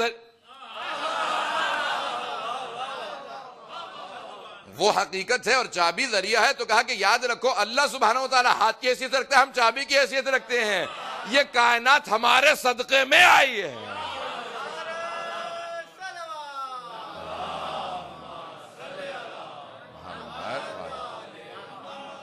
مفتاح جو چابی، کائنات کی خلقت کی جو چابی ہے، مفتاح ہے، جو کی ہے۔ اب اگر بات واضح ہو رہی ہو تو کہ بسم اللہ الرحمن الرحیم کا اللہ جو اللہ کا نام ہے، باقی سب صفات ہیں، یہ اللہ کا نام ہے، نام کا ترجمہ نہیں کیا جاتا، پتہ نہیں میں واضح نہیں کر سکا، نام کا ترجمہ نہیں کیا جاتا، اللہ کا کوئی ترجمہ نہیں، آپ گاڈ ترجمہ نہیں ہے، اللہ اس کا نام ہے۔ کبھی بھی یہ نہیں کہتے مجھے انگلش میں بلانا ہو، مولانا دی ہائی، علی کا آپ نے ترجمہ کر دیا، رضا کا ترجمہ کر دیا، رضوی کا ترجمہ کر دیا، the pleased, the one from M Raza, کون ہے، کس کا، کسی بات کر رہے ہیں آپ؟ جب اشارہ کریں گے علی رضا رضوی، آپ انگلش میں صاف صاف کہہ دیتے، پتہ نہیں تو ہے نہیں۔ اب آپ اگر عربی کے نام کو انگریزی میں مجھے بلانا چاہیں گے تو علی رضا رضوی ہی کہیں گے، یہ نہیں کہیں گے کہ دا ہائی، سید کا ترجمہ کریں دا ماسٹر، ترجمہ نہیں کریں گے، وہ نام ہے، نام ویسا ہی رہے گا، پتہ نہیں توجہ ہے۔ اللہ نے کہا یہ جتنے بھی میرے نام ہیں یہ ساری صفات ہیں، اللہ نام ہے۔ تو اس لیے کہ نام کا ترجمہ نہیں ہوتا، اسی لیے اس کا وہ وہی رہتا ہے جو ہے. تو اللہ نے کہا یہ میرا نام ہے، باقی سب صفات ہیں. اس نے ایک مرتبہ اللہ کا بسم اللہ الرحمن الرحیم اور 2 مرتبہ اپنی رحمت کو احسان جتلایا. رحمان الرحیم دونوں پروردگارہ ایک کہہ دیتا کافی تھا. کہ نہیں، میں سمجھانا یہ چاہ رہا تھا کہ الوہیت ایک جگہ پہ میں نے احساس دلائی ہے، لیکن رحمت 2 مرتبہ، ایک مرتبہ سب کے لیے ہے، دوسری مرتبہ صرف مومنین کے لیے ہے. کہ رحمان سب کے لیے ہوں، رحمانت دنیا والآخرہ، لیکن رحیم صرف مومنین کے لیے ہوں. وَلِلْمُؤْمِنِينَ وَبِالْمُؤْمِنِينَ رؤوف الرحیم. رحیم اللہ صرف مومنین کے لیے ہے. اب اگر کوئی آدمی مانتا ہے کوئی نہیں مانتا، ایسا تو نہیں اللہ کہے کہ نہیں اس کو رزق دینا اس کو نہ دینا، نہیں ایسا تو نہیں ہے کہ جو اللہ کو صرف مانتے ہو ان کو کھانا ملتا ہو، جو نہیں مانتے ان کو نہ ملتا. کافر ہو مسلم ہو مؤمن ہو کوئی بھی ہو سب کو کھانا ملتا ہے. اللہ نے کہا دیکھو یہ رحمان ہونے کی علامت ہے، رحمان ہوں اس لیے سب کو دے رہا ہوں، لیکن رحیم صرف آخرت میں مؤمنین کے لیے ہوں. کا جو مانتا تھا وہ جنت میں جائے گا، جو نہیں مانتا وہ جنت میں نہیں جائے گا. تو کہا کہ یہ اللہ نے دنیا کے اندر احساس دلا دے گا کہ یہاں پہ مانتے ہوں نہ مانتے ہوں سب کے لیے ہر چیز عام ہے، سب کے لیے اللہ کا رزق بھی ہے، اس کی پوشاک بھی ہے، لباس بھی ہے، شیلٹر بھی، ہر چیز ہے. یہ ساری باریکیاں اللہ سبحانہ وتعالیٰ پروردگارہ تو نے کتنا نظام کیسا بنایا ہے. تو کہا بسم اللہ الرحمن الرحیم. اللہ کے نام سے ہر چیز کو اللہ نے شروع کیا جو رحمان ہے رحیم ہے. آنے والا دیکھتے ہیں جی مختلف باریکیاں ہیں اس کے اندر. اگر تھوڑا 5-7 منٹ 10 منٹ ساتھ چلیں گے تو میں پیش کروں گا. مطالب کو اسی بات تمام کر دوں. صلی اللہ علیہ محمد علیہ محمد پہ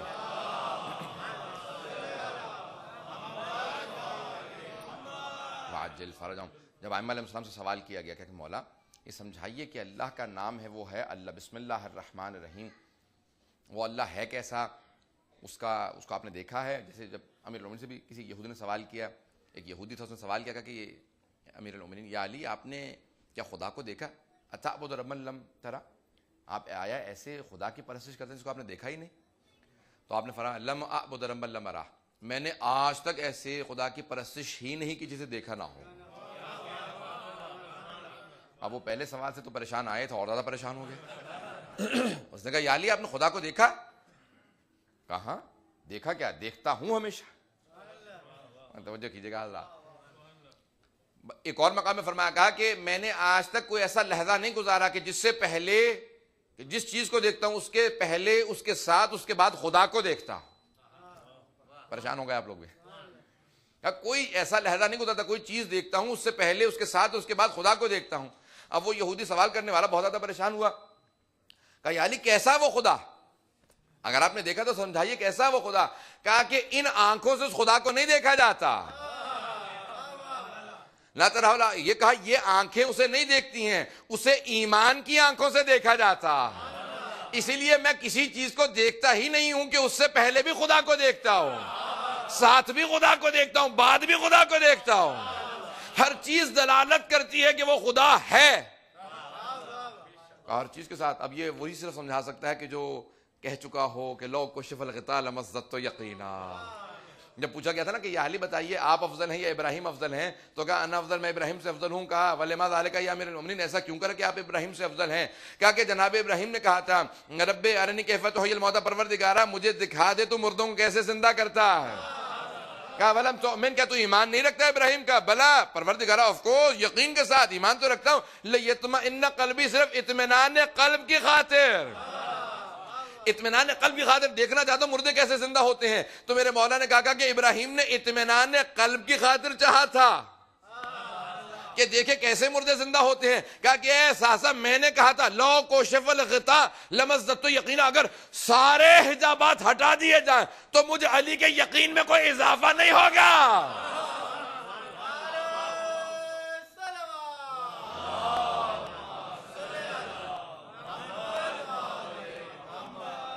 اگر سارے حجابات ہٹا دیے جائیں تو کہا کہ میرے یقین میں کوئی اضافہ نہیں ہوگا. یہ درجات مختلف ہیں تو مولا جس درجے کو پیش کر رہے ہیں وہ کوئی نہیں سمجھ سکتا، ہر ایک سے بالا تر ہے. کہا اسی لیے پیغمبر اسلام نے فرمایا تھا نا کہ اللہ کو کوئی نہیں سمجھا سوائے میرے اور علی کے. البتہ وہ 14 کو ذہن میں رکھیے گا کہ ہر جگہ پہ ایک انوار، لیکن آپ صحابہ کے اندر تعارف فرما رہے ہیں امیر المومنین کا. اسی لیے کسی صحابی نے کہا نا کہ کوئی آدمی دور سے آیا، کہا کہ بھئی کون لوگ بیٹھے ہیں؟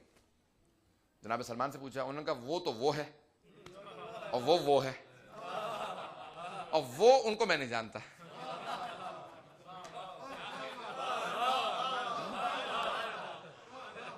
اب وہاں ایک تیسرا بھی کھڑا تھا. پہنچ جائیے گا ذرا. اس کو تھوڑی سی آگ سی لگی. اس نے جا کے رسول خدا نے کہا یا رسول خدا میں نے اپنی آنکھوں سے دیکھا، کانوں سے سنا، سلمان نے علی کی طرف اشارہ کر کے کہا انہیں میں نہیں جانتا. پیغمبر مسکرانے لگے، کہا سلمان کو بلاؤ. وہ تو جانتے تھے کہ کیا ماجرا ہے. کہا سلمان یہ کہہ رہا کہ تم نے علی کی طرف اشارہ کر کے کہا کہ میں نہیں جانتا. کہا ہاں یا رسول خدا بالکل ایسا ہی ہے. کہا کہ سلمان اسے سمجھا دو.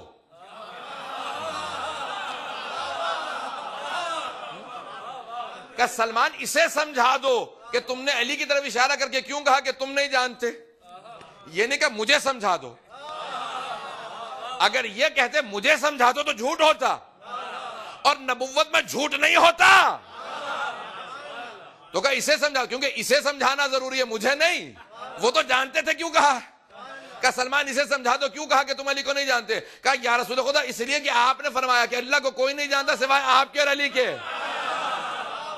اور آپ کو بھی کوئی نہیں جانتا سوائے اللہ کے اور علی کے، اور آپ ہی نے کہا تھا کہ علی کو کوئی نہیں جانتا سوائے اللہ کے اور آپ کے. نہ میں اللہ ہوں نہ میں آپ. تو میں نے یہی تھا.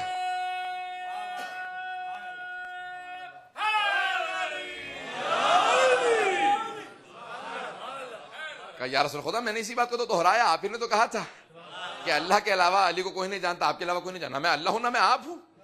بس میں نے یہی کہا کہ میں علی کو نہیں جانتا. پتہ نہیں توجہ ہے یا نہیں. میں علی کو نہیں جانتا.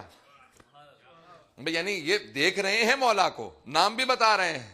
اس نے کہا نام بھی بتا رہا پھر کہتا تو نہیں جانتا. کہا یہی تو بتا رہا ہوں کہ ان کو جاننے کے بعد یہ جاننا ہوں کہ میں نہیں جانتا. بات باتیں کر پایا کہ نہیں کر پایا ہوں. کہ جاننے کے بعد یہ سمجھا ہوں کہ میں نے نہیں سمجھا ہوں. جہاں تک میں پہنچا ہوں اس سے بھی بالا تر ہیں. اگر بات واضح ہوئی ہو تو کہا ان کو کوئی نہیں پہچانا ہے. حضرات یہ ہے معرفت ائمہ اہل بیت علیہم السلام کی، کوئی نہیں پہچانا کہ ان کا درجہ ایسا بلند ہے کہ اسماء الہی کا مظہر ہیں، صفات الہی کا مظہر ہیں. یہ ان کا رتبہ اور ہے. تو کہا بسم اللہ الرحمن الرحیم. کہا کہ اگر سمجھنا ہو اللہ کے اسماء کو، ناموں کو، صفات کو تو ہم سے سمجھنا. ہم سے صفات الہی کا مظہر ہیں. حضرات اس حدیث پہ تمام کر رہا ہوں بحث کو، انشاءاللہ تعالیٰ کل جاری رکھوں گا. کہ پانچویں امام کی حدیث ہے. میں 45 منٹ زیادہ ہو چکا ہے. بعض کا لوگ محسوس نہیں کرتے ہیں کتنا وقت گزر چکا ہے. تو بہرحال یہ نہیں کہ میں مختصر کر دی. بہت سے لوگوں نے گھڑی کو فوراً دیکھا، اس سے مجھے اندازہ ہو کہ لوگ سمجھ رہے ہیں کہ شاید جلدی ختم کر رہے ہیں. میں کیونکہ مسائل تھوڑا سا پرانے پڑھا کرتا ہوں اس لیے میں دوں گا.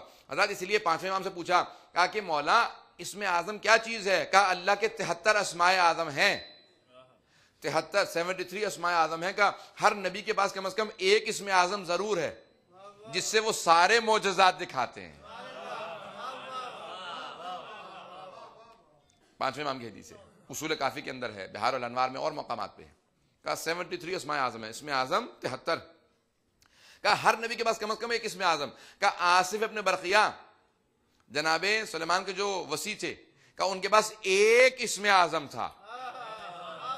ایک اسم اعظم تھا. کہا پلک جھپکنے کی مدت سے پہلے تخت بلقیس کو لے آئے تھے. کہا ایک اسم اعظم تھا. سننے والے نے فوراً سوال کیا کہ مولا جناب سلیمان خود سے طاقت نہیں رکھتے تھے کہ پلک جھپکنے کی مدت سے پہلے لے آئے. کہا طاقت رکھتے تھے. کہا پھر انہوں نے آصف ابن برقیہ سے کیوں کہا، ان سے کیوں کہا کہ پلک جھپکنے کی مدت سے پہلے لے آؤ. کہا وہ چاہتے تھے ان کی امت پہ ان کے وصی کا مقام واضح ہو جائے کہ وصی یہ ہے، اس کا مقام یہ ہے. کہ وہ چاہتے تھے کہ واضح ہو جائے سب کے لیے کہ وصی کون ہے. یہ نہ لوگ سوچتے ہیں کہ بعد میں کون ہے، پتہ نہیں ہے نہیں ہے.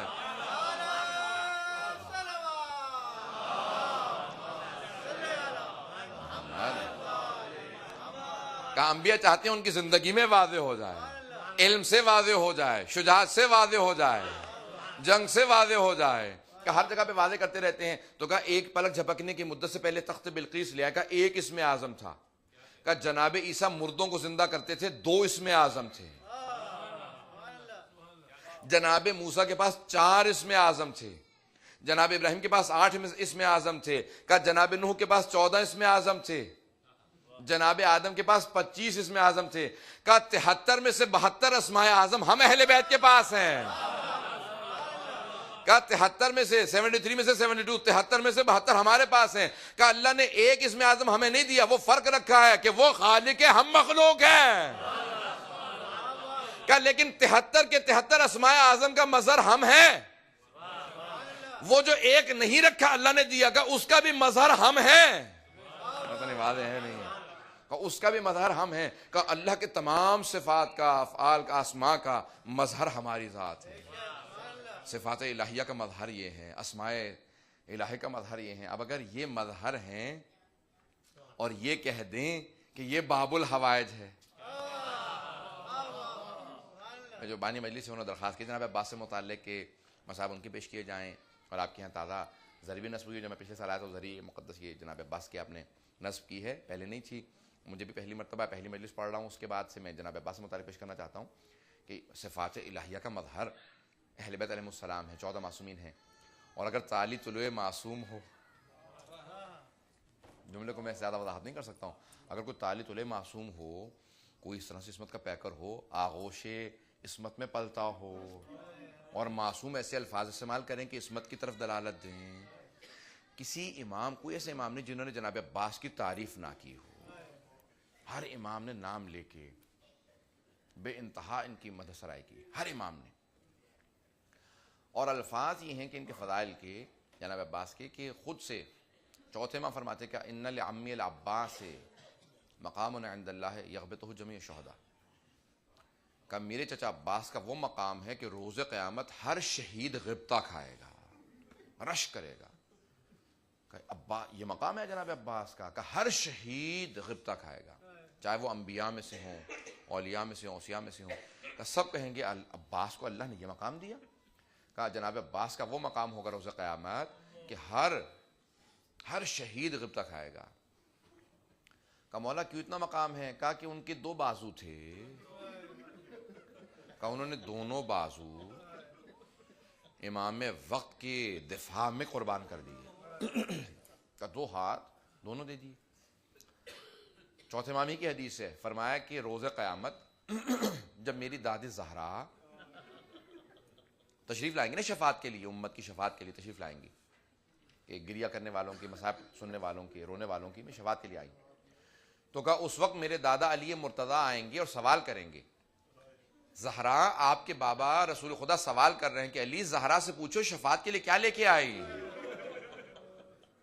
چوتھے امام کی حدیث ہے، اور مستند ترین حدیث میں، علماء نے اس پہ اختلاف نہیں کیا، کہا کہ رسول خدا کہیں گے اے علی زہرا سے سوال تو کیجئے کہ امت کی شفاعت کے لیے کیا لے کے آئی ہیں، تو مولا جناب سید سجاد کہتے ہیں کہ میری دادی زہرا کہیں گی اے ابو الحسن میرے بابا سے کہتے ہیں میں عباس کے 2 بازو لائے،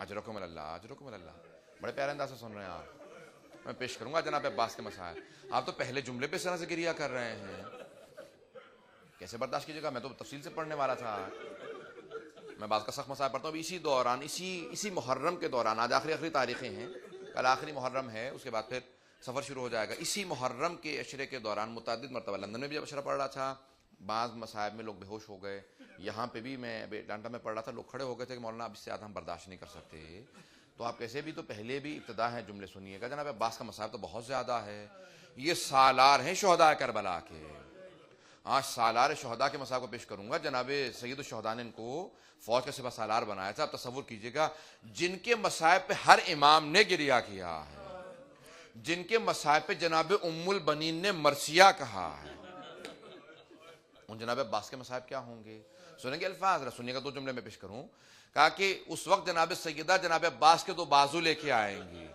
کہیں گے پروردگارہ میں شفاعت کے لیے عباس کے بازو لائے ہوں، شفاعت کے لیے 2 بازو، کہ سب کی شفاعت کے لیے 2 بازو کافی ہوں، اتنا مقام ہے جناب عباس کے 2 بازوؤں کا، کہا کیوں، بھائی ایک جملہ پیش کروں، کہا جب جناب عباس کے علم مبارک کو پیش کیا نا یزید کے سامنے، پھریرا پیش کیا، کہا یہ کیا ہے، کہا یہ عباس کے علم کا پھریرا ہے، چوتھے امام فرماتے ہیں کہ یزید 2 مرتبہ کھڑا ہوا پھر بیٹھا، کہا کیا بات ہے یزید تجھ سے، کہا کہ کتنا اس آدمی کے اندر صبر تھا، کہ پورے علم کے پھریرے پہ صرف 2 ہاتھوں کے نشان ہیں، کہ باقی پورے علم پہ تلواروں کے نشان ہیں، تلواروں کے، تیروں کے، نیزوں کے نشان ہے۔ کہ اتنا اس آدمی میں صلابت تھی کہ پورے علم پہ صرف 2 ہاتھوں کے نشان۔ اجرکم اللہ کا اتنا شجاع تھا عباس، اتنی شجاعت تھی کہ 2 ہاتھوں کے نشان باقی رہے گا۔ اجرکم اللہ، اجرکم اللہ۔ آپ تصور کیجئے، کیوں نہ جناب سکینہ بار بار کہتی ہوں گی، یہ جو روایت کے الفاظ ہیں نا، روایت کے الفاظ ہیں، بڑے بڑے علماء پڑھتے ہیں ہمیشہ، جملے سنیں گے، بس بھی میں مسائل کی طرف آگے اپنے میں واپس لوٹ سکتا، 2 جملے فضائل کے پیش کرتا، لیکن کیا کروں، سنیں گے اب الفاظ کو۔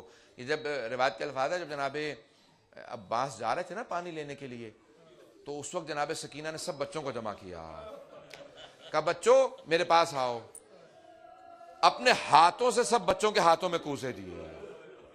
بی بی آپ کی عظمتوں پہ قربان، کتنا مان تھا بی بی کو اپنے چچا کے اوپر۔ روایت کے الفاظ ہیں، بی بی سکینہ نے نا ہر بچے کے ہاتھ میں کوزہ دیا اپنے ہاتھ سے، کہا بچوں کوزے پکڑ لو، وہ دیکھو وہ جو علم جا رہا ہے نا وہ میرے چچا عباس ہے، ابھی جب میرے چچا پانی لے کے آئیں گے میں اپنے ہاتھوں سے پانی پلاؤں گی۔ ہاتھوں میں کوزے تھے، لیکن روایت کے الفاظ ہے جب ایک مرتبہ دیکھا نا کہ علم لرز رہا ہے، تو ایک مرتبہ بچی نے آواز دی، ایک 4 برس کی بچی نے آواز دی کہ بچوں کوزوں کو زمین پہ رکھ دو، بچوں میں دعا کروں گی تم آمین کہنا۔ کہ نن ہاتھوں کو بلند کیا کہ پروردگارہ میرے امو کی خیر، پروردگارہ میرے چچا کی خیر ہو۔ پروردگارہ کیا مقام ہے جناب عباس کا، آئے میں پیش کروں، 2 جملے سن لیجئے گا، بس بھئی وقت گزر چکا ہے، میں 5 سے 7 منٹ آپ کو زحمت دوں گا، اگر برداشت کر پائے تو شہادت پڑھوں گا، نہیں تو شہادت پورے نہیں پڑھوں گا۔ جناب عباس کی شہادت اکثر لوگ برداشت نہیں کر پاتے ہیں۔ جب ایک مرتبہ صبح نمدار ہوئی نا، کہا مولا مجھے اجازت دیجئے جنگ کی، کہا عباس ابھی آپ نہ جنگ کے لیے جائیے گا، آپ میری فوج کے سپاہ سالار ہیں، اگر آپ جائیں گے میری فوج میں پھوٹ پڑ جائے گی۔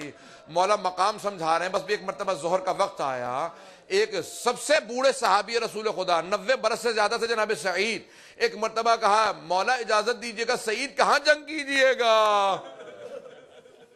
آپ میں تو طاقت نہیں ہے چلنے کی، کہا مولا مجھے محروم نہ رکھیے گا، میں آپ پہ قربان ہونے کے لیے آیا تھا۔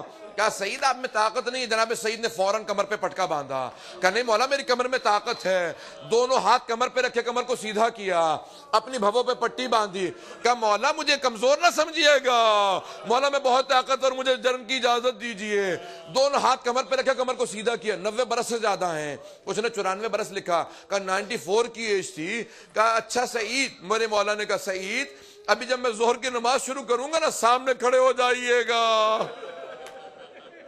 بس جب تیر آنے لگے تو اپنے سینے پہ لے لیجئے گا۔ جیسے پہلا تیر لگا جناب سعید کے، کمزور تھے، ٹانگیں کانپنے لگی، ہاتھ کانپنے لگے، لب کانپنے لگے، کانپتے ہوئے لبوں سے کہا پروردگارہ بس اتنی طاقت دے دے حسین کی نماز تمام ہو جائے۔ جب 13 تیر سینے میں اور پیٹ میں لگے نا جناب سعید کے، تو پاؤں ٹانگیں کہاں پر رہی تھی، تیر سینے پہ لیتے جاتے تھے۔ جیسے سید الشہداء نے کہا السلام علیکم، جناب سعید گرنے لگے، فوراً سید الشہداء آگے بڑھے، پشت پہ ہاتھ رکھا، ایک جملہ کہا مولا مجھ سے راضی ہیں، کہا مولا راضی ہیں، کہا سعید میں راضی، میری ماں زہرا راضی، میرے نانا راضی، میرے بابا راضی۔ اب جناب عباس نے دوبارہ کہا کہ مولا اب مجھے اجازت دیجئے، اب تو بوڑھے بوڑھے اصحاب بھی چلے گئے، کہا نہیں عباس ابھی کچھ اور دیر صبر کیجئے۔ ایک مرتبہ کہا عباس آپ اون کو سوار کرائے، میں محمد کو سوار کراؤں گا۔ پھر ایک مرتبہ مولا عباس نے کہا مولا اب تو گودوں کے پالے جانے لگے، مولا اب تو میرے بھتیجے بھانجے جانے لگے، مولا اب تو گودوں کے پالے میرے بھتیجے جانے لگے، شاگرد جانے لگے، سب شہید ہوتے گئے۔ جب ایک مرتبہ جناب قاسم کے لاشے کے ٹکڑے آئے نا، اب جناب عباس سے رہا لگا کہ مولا اب تو اجازت دیجئے، اب تو یہ بچے بھی ان کے لاشوں کے ٹکڑے آنے لگے۔ کہا عباس ابھی نہیں، بس بھی ایک مرتبہ آخری لحظات تھے، کہ مولا ایک خیمے میں دیکھا، جملوں کو سنیے گا مجھے معذرت کے ساتھ، اگر کسی سے برداشت نہ ہو، سادات غیر سادات مجھے معاف کیجیے گا، جملہ سخت ہے، روایت کے الفاظ ہیں ایک خیمے میں جہاں مشکیزیں رکھے تھے نا، وہاں بچے جا جا کے دیکھ رہے تھے، مشکیزوں کو ہلا کے دیکھتے تھے، شاید کسی مشکیزے میں پانی رہ گیا ہو۔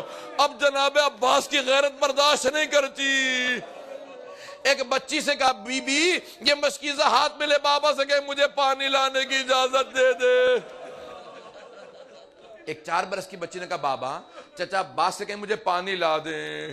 اب آئے جناب عباس، مشکیزہ جناب سید الشہداء نے ہاتھ میں دیا، علم مبارک ہاتھ میں دیا، کہا عباس پانی لانے کی اجازت ہے۔ جیسے جناب عباس نے کہا نا اجازت ملی ہے، کہا پانی لانے کی اجازت ہے، پانی لانے کی اجازت ہے۔ جیسے کہا نا اجازت ہے، جناب عباس فوراً ایک مرتبہ مشکیزے کو اپنے کاندھے پہ رکھا، علم مبارک ہاتھ میں لیا، کہا عباس جانے سے پہلے بہن زینب سے مل لیجیے گا۔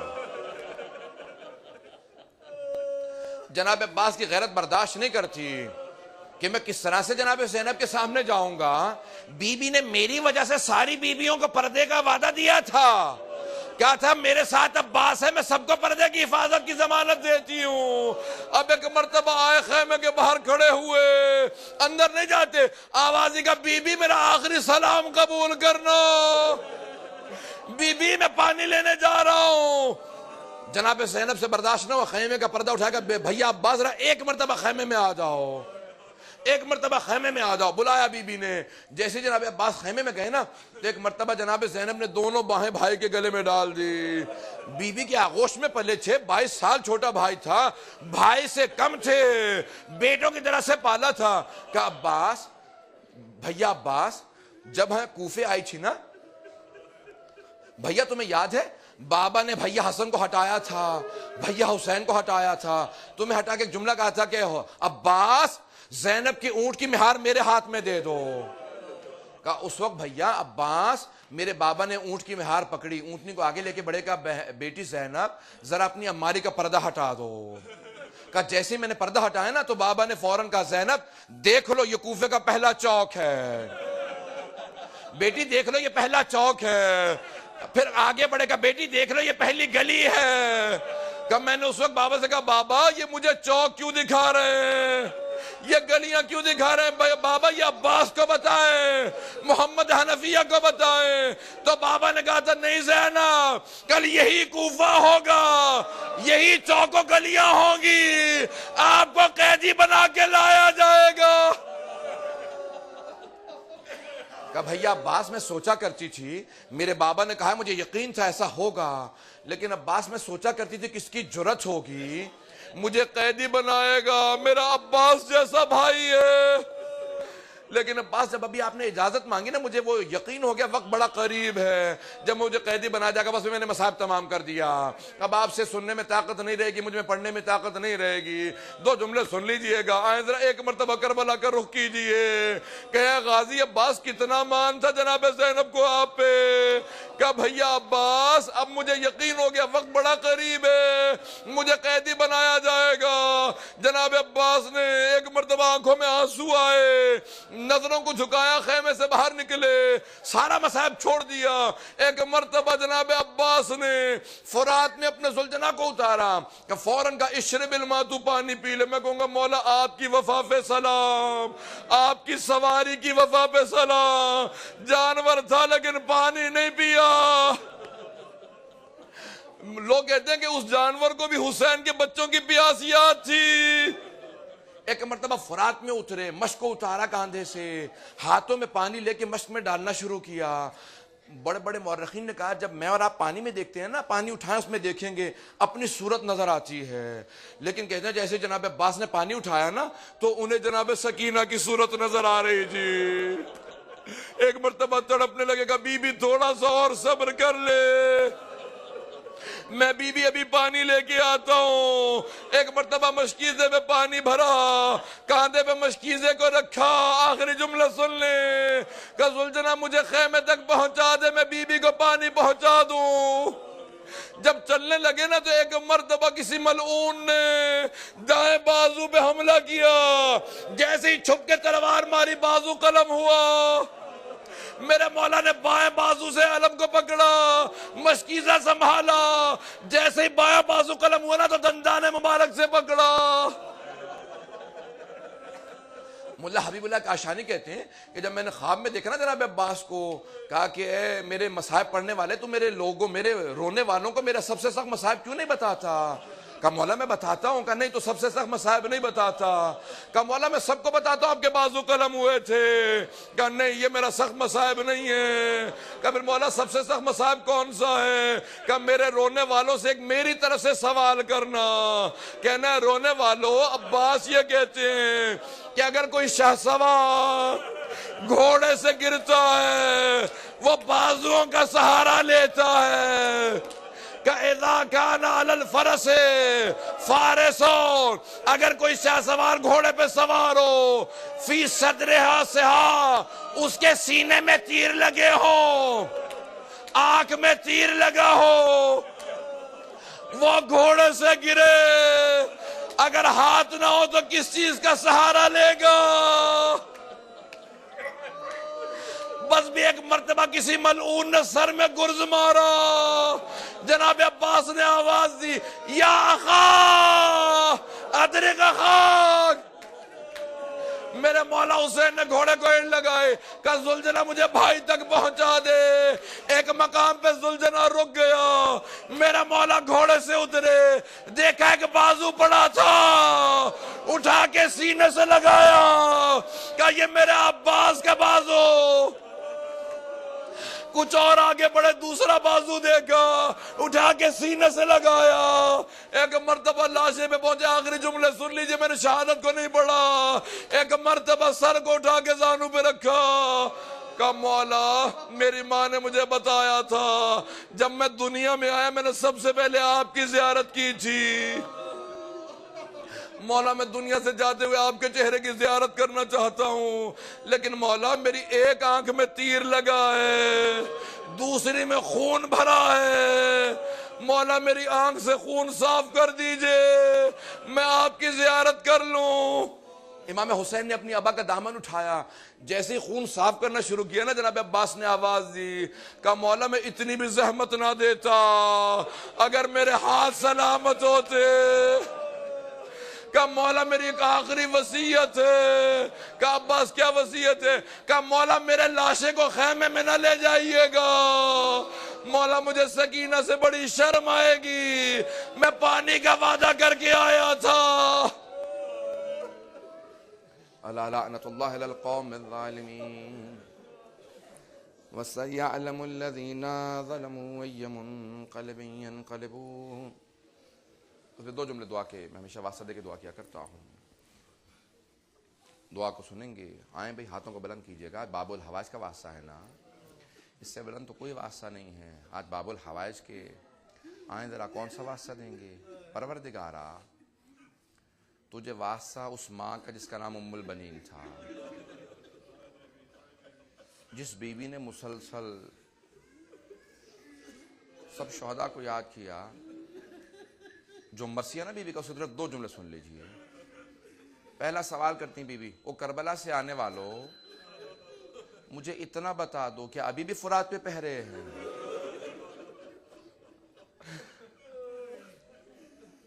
بیوی دوسرا سوال کرتی ہیں وہ کربلا سے آنے والا مجھے اتنا بتاؤ جب میرا بیٹا گھوڑے سے گرا تھا مجھے یہ بتاؤ اس کا چہرہ پہلے لگا تھا یا سینہ پہلے لگا تھا؟ بڑا درد تھا جناب ام البنین کو. بڑا درد تھا جناب ام البنین کو. روایت کے الفاظ ہیں سخت دل سے سخت دل آدمی پتھر دل سے پتھر دل آدمی جب جنت البقیع کے سامنے سے گزرتا تھا نا تو رو پڑتا تھا. کہا کیوں؟ کہا بی بی ام البنین کی آواز میں اتنا درد تھا جب روتی تھی نا جناب عباس کو یاد کر کے. 4 بیٹے تھے بی بی کے جناب عباس اور ان کے تینوں بھائی چاروں کربلا میں شہید ہو گئے تھے.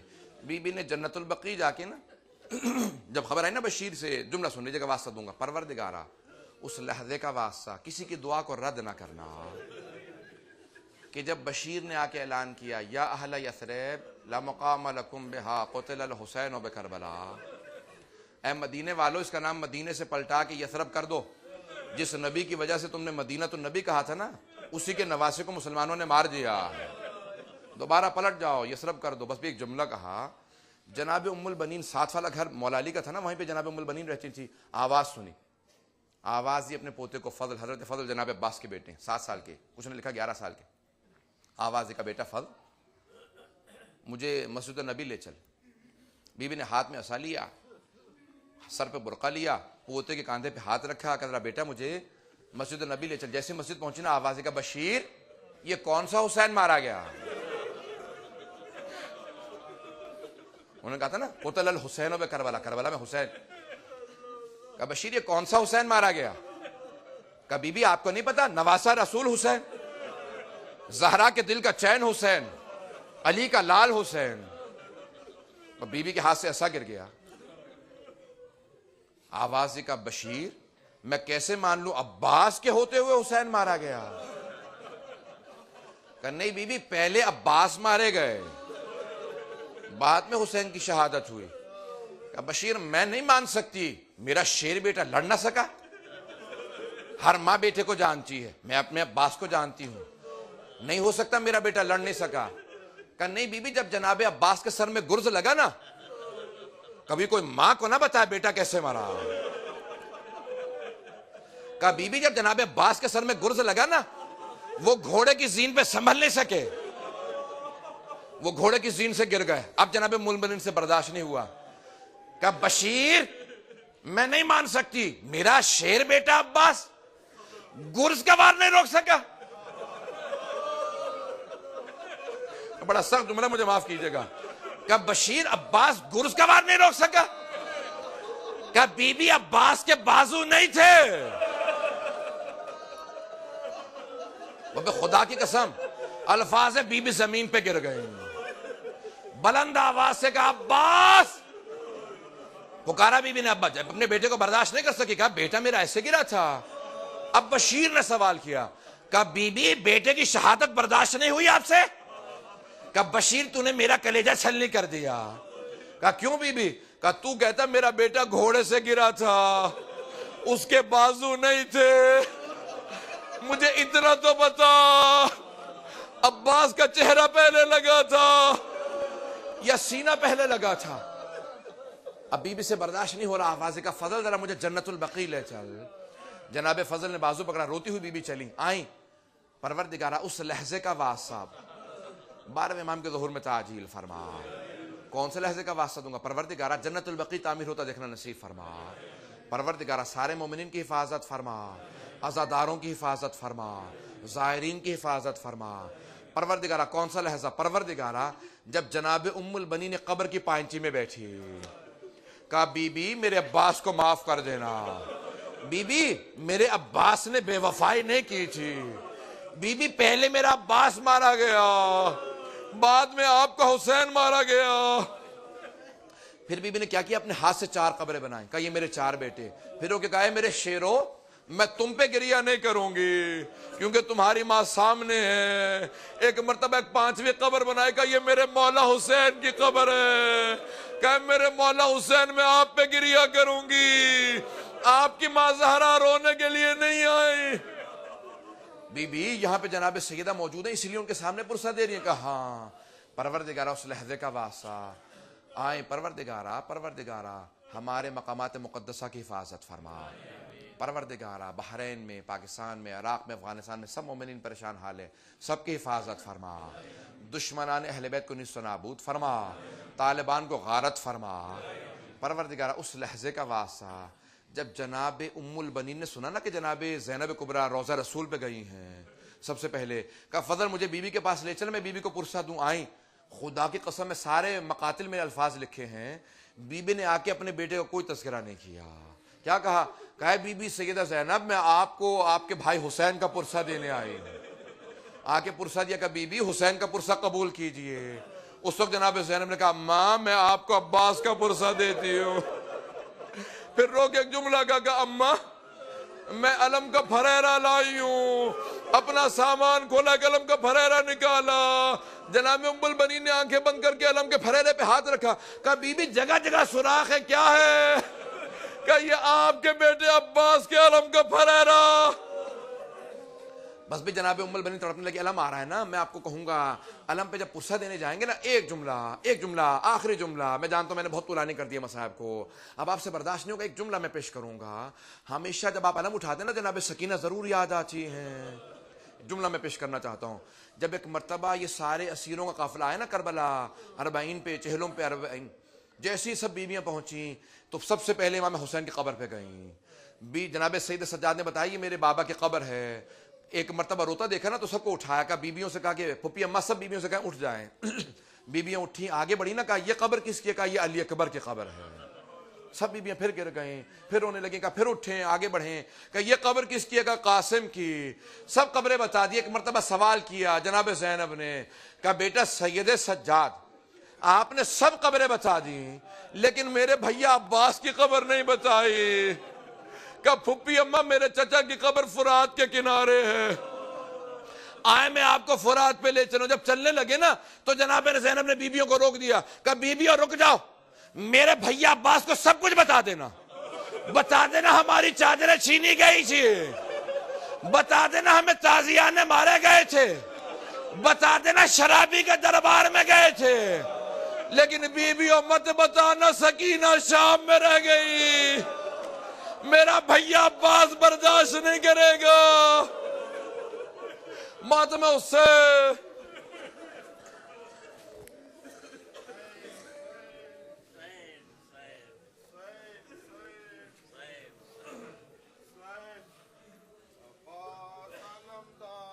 عباس علمدار عباس علمدار عباس علمدار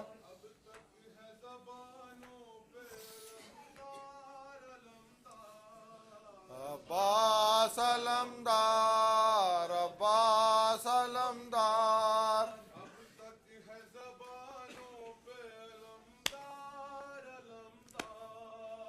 عباس علمدار عباس علمدار اب تک ہے زبانوں پہ علمدار علمدار عباس علمدار عباس علمدار اب تک ہے زبانوں پہ علمدار علمدار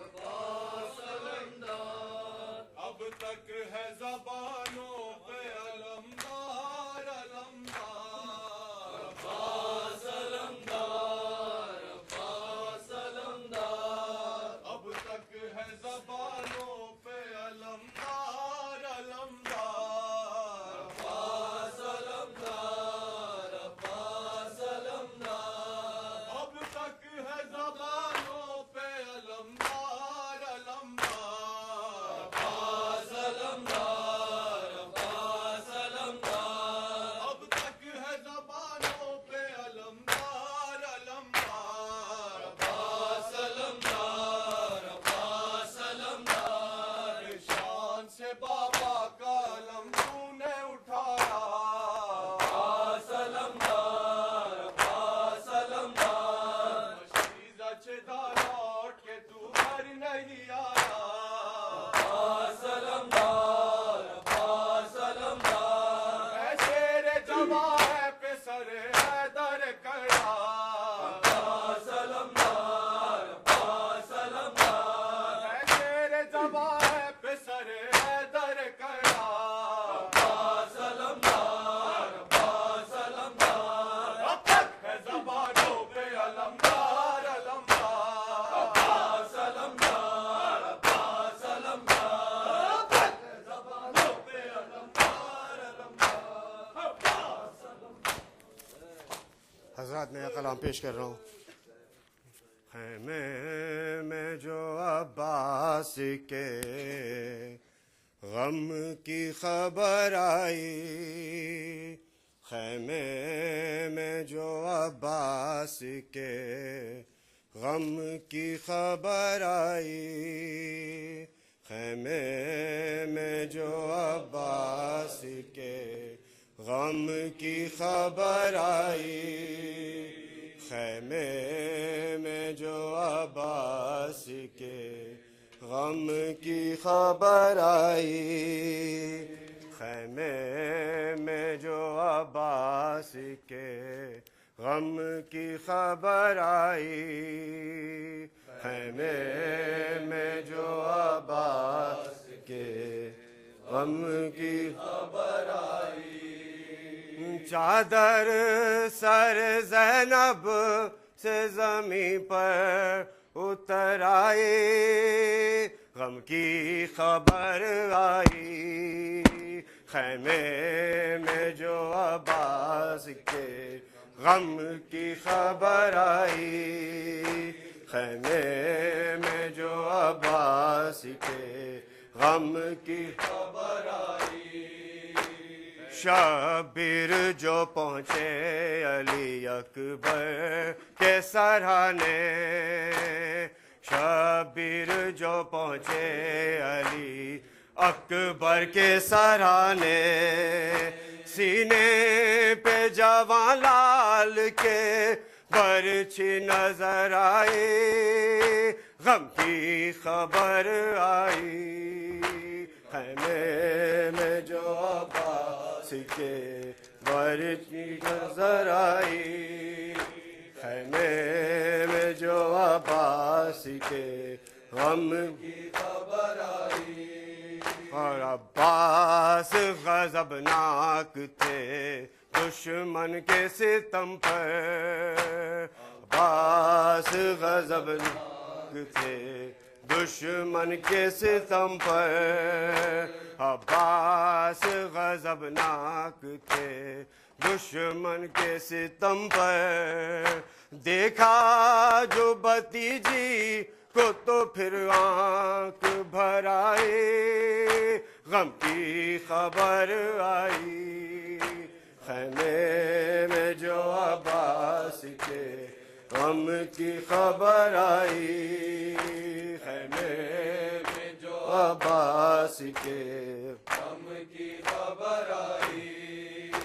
لیلا نے کہا مجھ کو دکھائی نہیں دیتا، لیلا نے کہا مجھ کو دکھائی نہیں دیتا، بتلاؤ میرے لال کی میت کدھر آئی، غم کی خبر آئی، خیمے میں جو عباس کے غم کی خبر آئی، خیمے میں جو عباس کے غم کی خبر آئی۔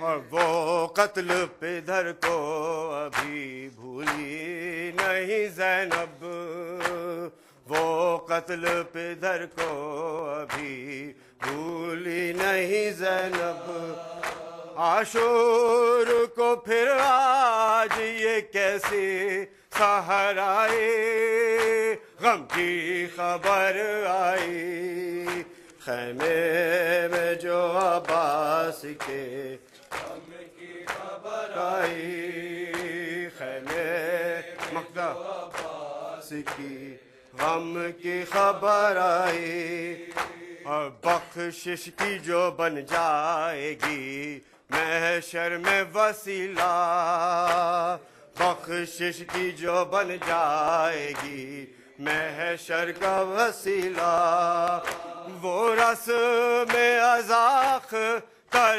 غمگی کے گھر آئی، غم کی خبر آئی، خیمے میں جو عباس کے غم کی خبر آئی، خیمے میں جو عباس کے غم کی خبر آئی، چادر سر زینب کے سے زمین پر اتر آئی، غم کی خبر آئی۔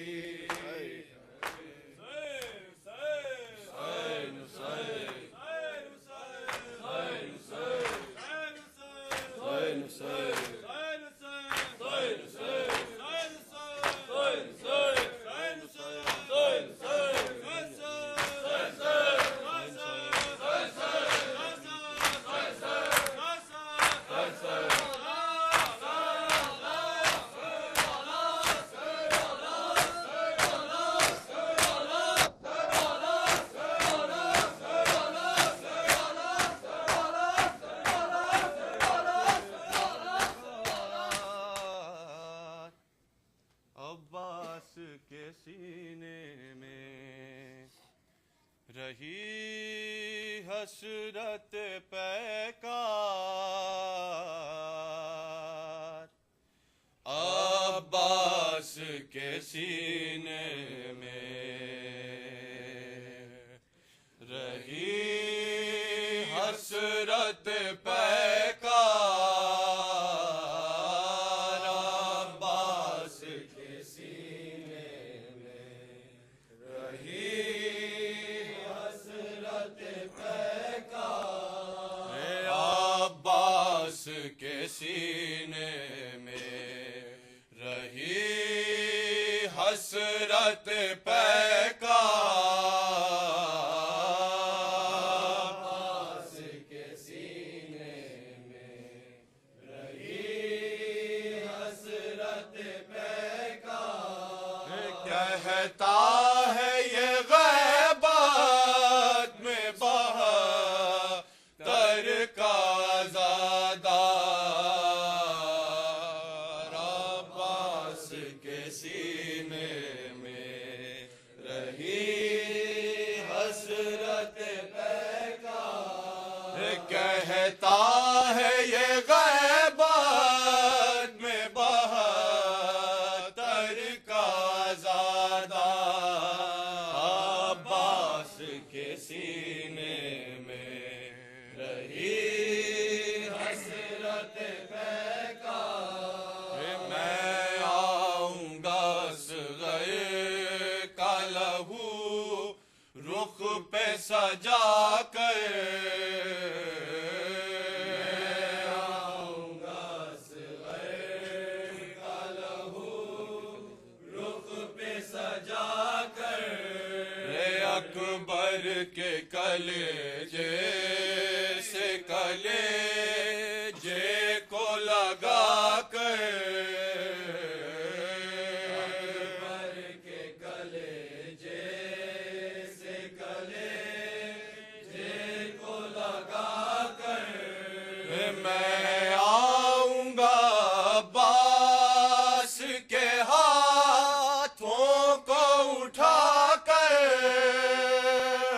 مہدی کی مدد کیجیے یا حیدر کرار عباس کے سینے میں رہی حسرت پیکار عباس کے سینے میں میں اپنے قدم ظلم کی گردن پہ دھروں گا قدم ظلم کی گردن پہ دھروں گا میں عدل الہی سے زمانے کو بھروں گا عدل الہی سے زمانے کو بھروں گا ہر دشمن شبیر کو میں قتل کروں گا ہوگا وہ فنا جو بھی کرے گا میرا انکار سینے میں رہی حسرت پیکار عباس کے سینے میں صبح سے لاشوں کی طرف دیکھ رہا ہوں صبح سے لاشوں کی طرف دیکھ رہا ہوں ظالم ہے ہر ایک تیغ بکف دیکھ رہا ہوں ظالم ہے ہر ایک تیغ بکف دیکھ رہا ہوں ہر دشمن شبیر کی ساتھ دیکھ رہا ہوں آقا مجھے لڑنے کی رضا دیجیے ایک بار سینے میں رہی حسرت پیکار عباس کے سینے میں آقا نہیں جینے کی تمنا میرے دل میں آقا نہیں جینے کی تمنا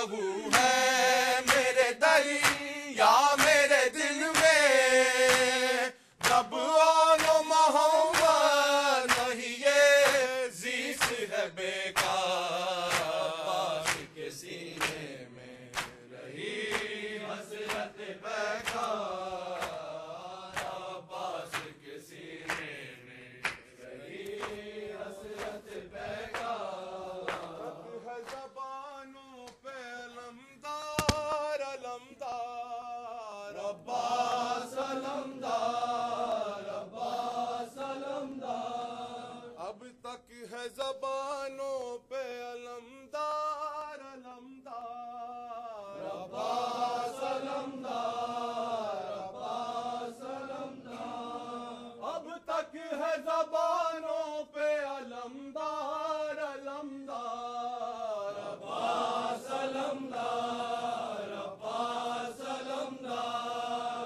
اب تک ہے زبانوں پہ علمدار علمدار، عباس علمدار عباس علمدار، کس شان سے بابا کا علم تو نے اٹھایا، عباس علمدار عباس علمدار، مسیح زچدہ لوٹ کے تو گھر نہیں آیا،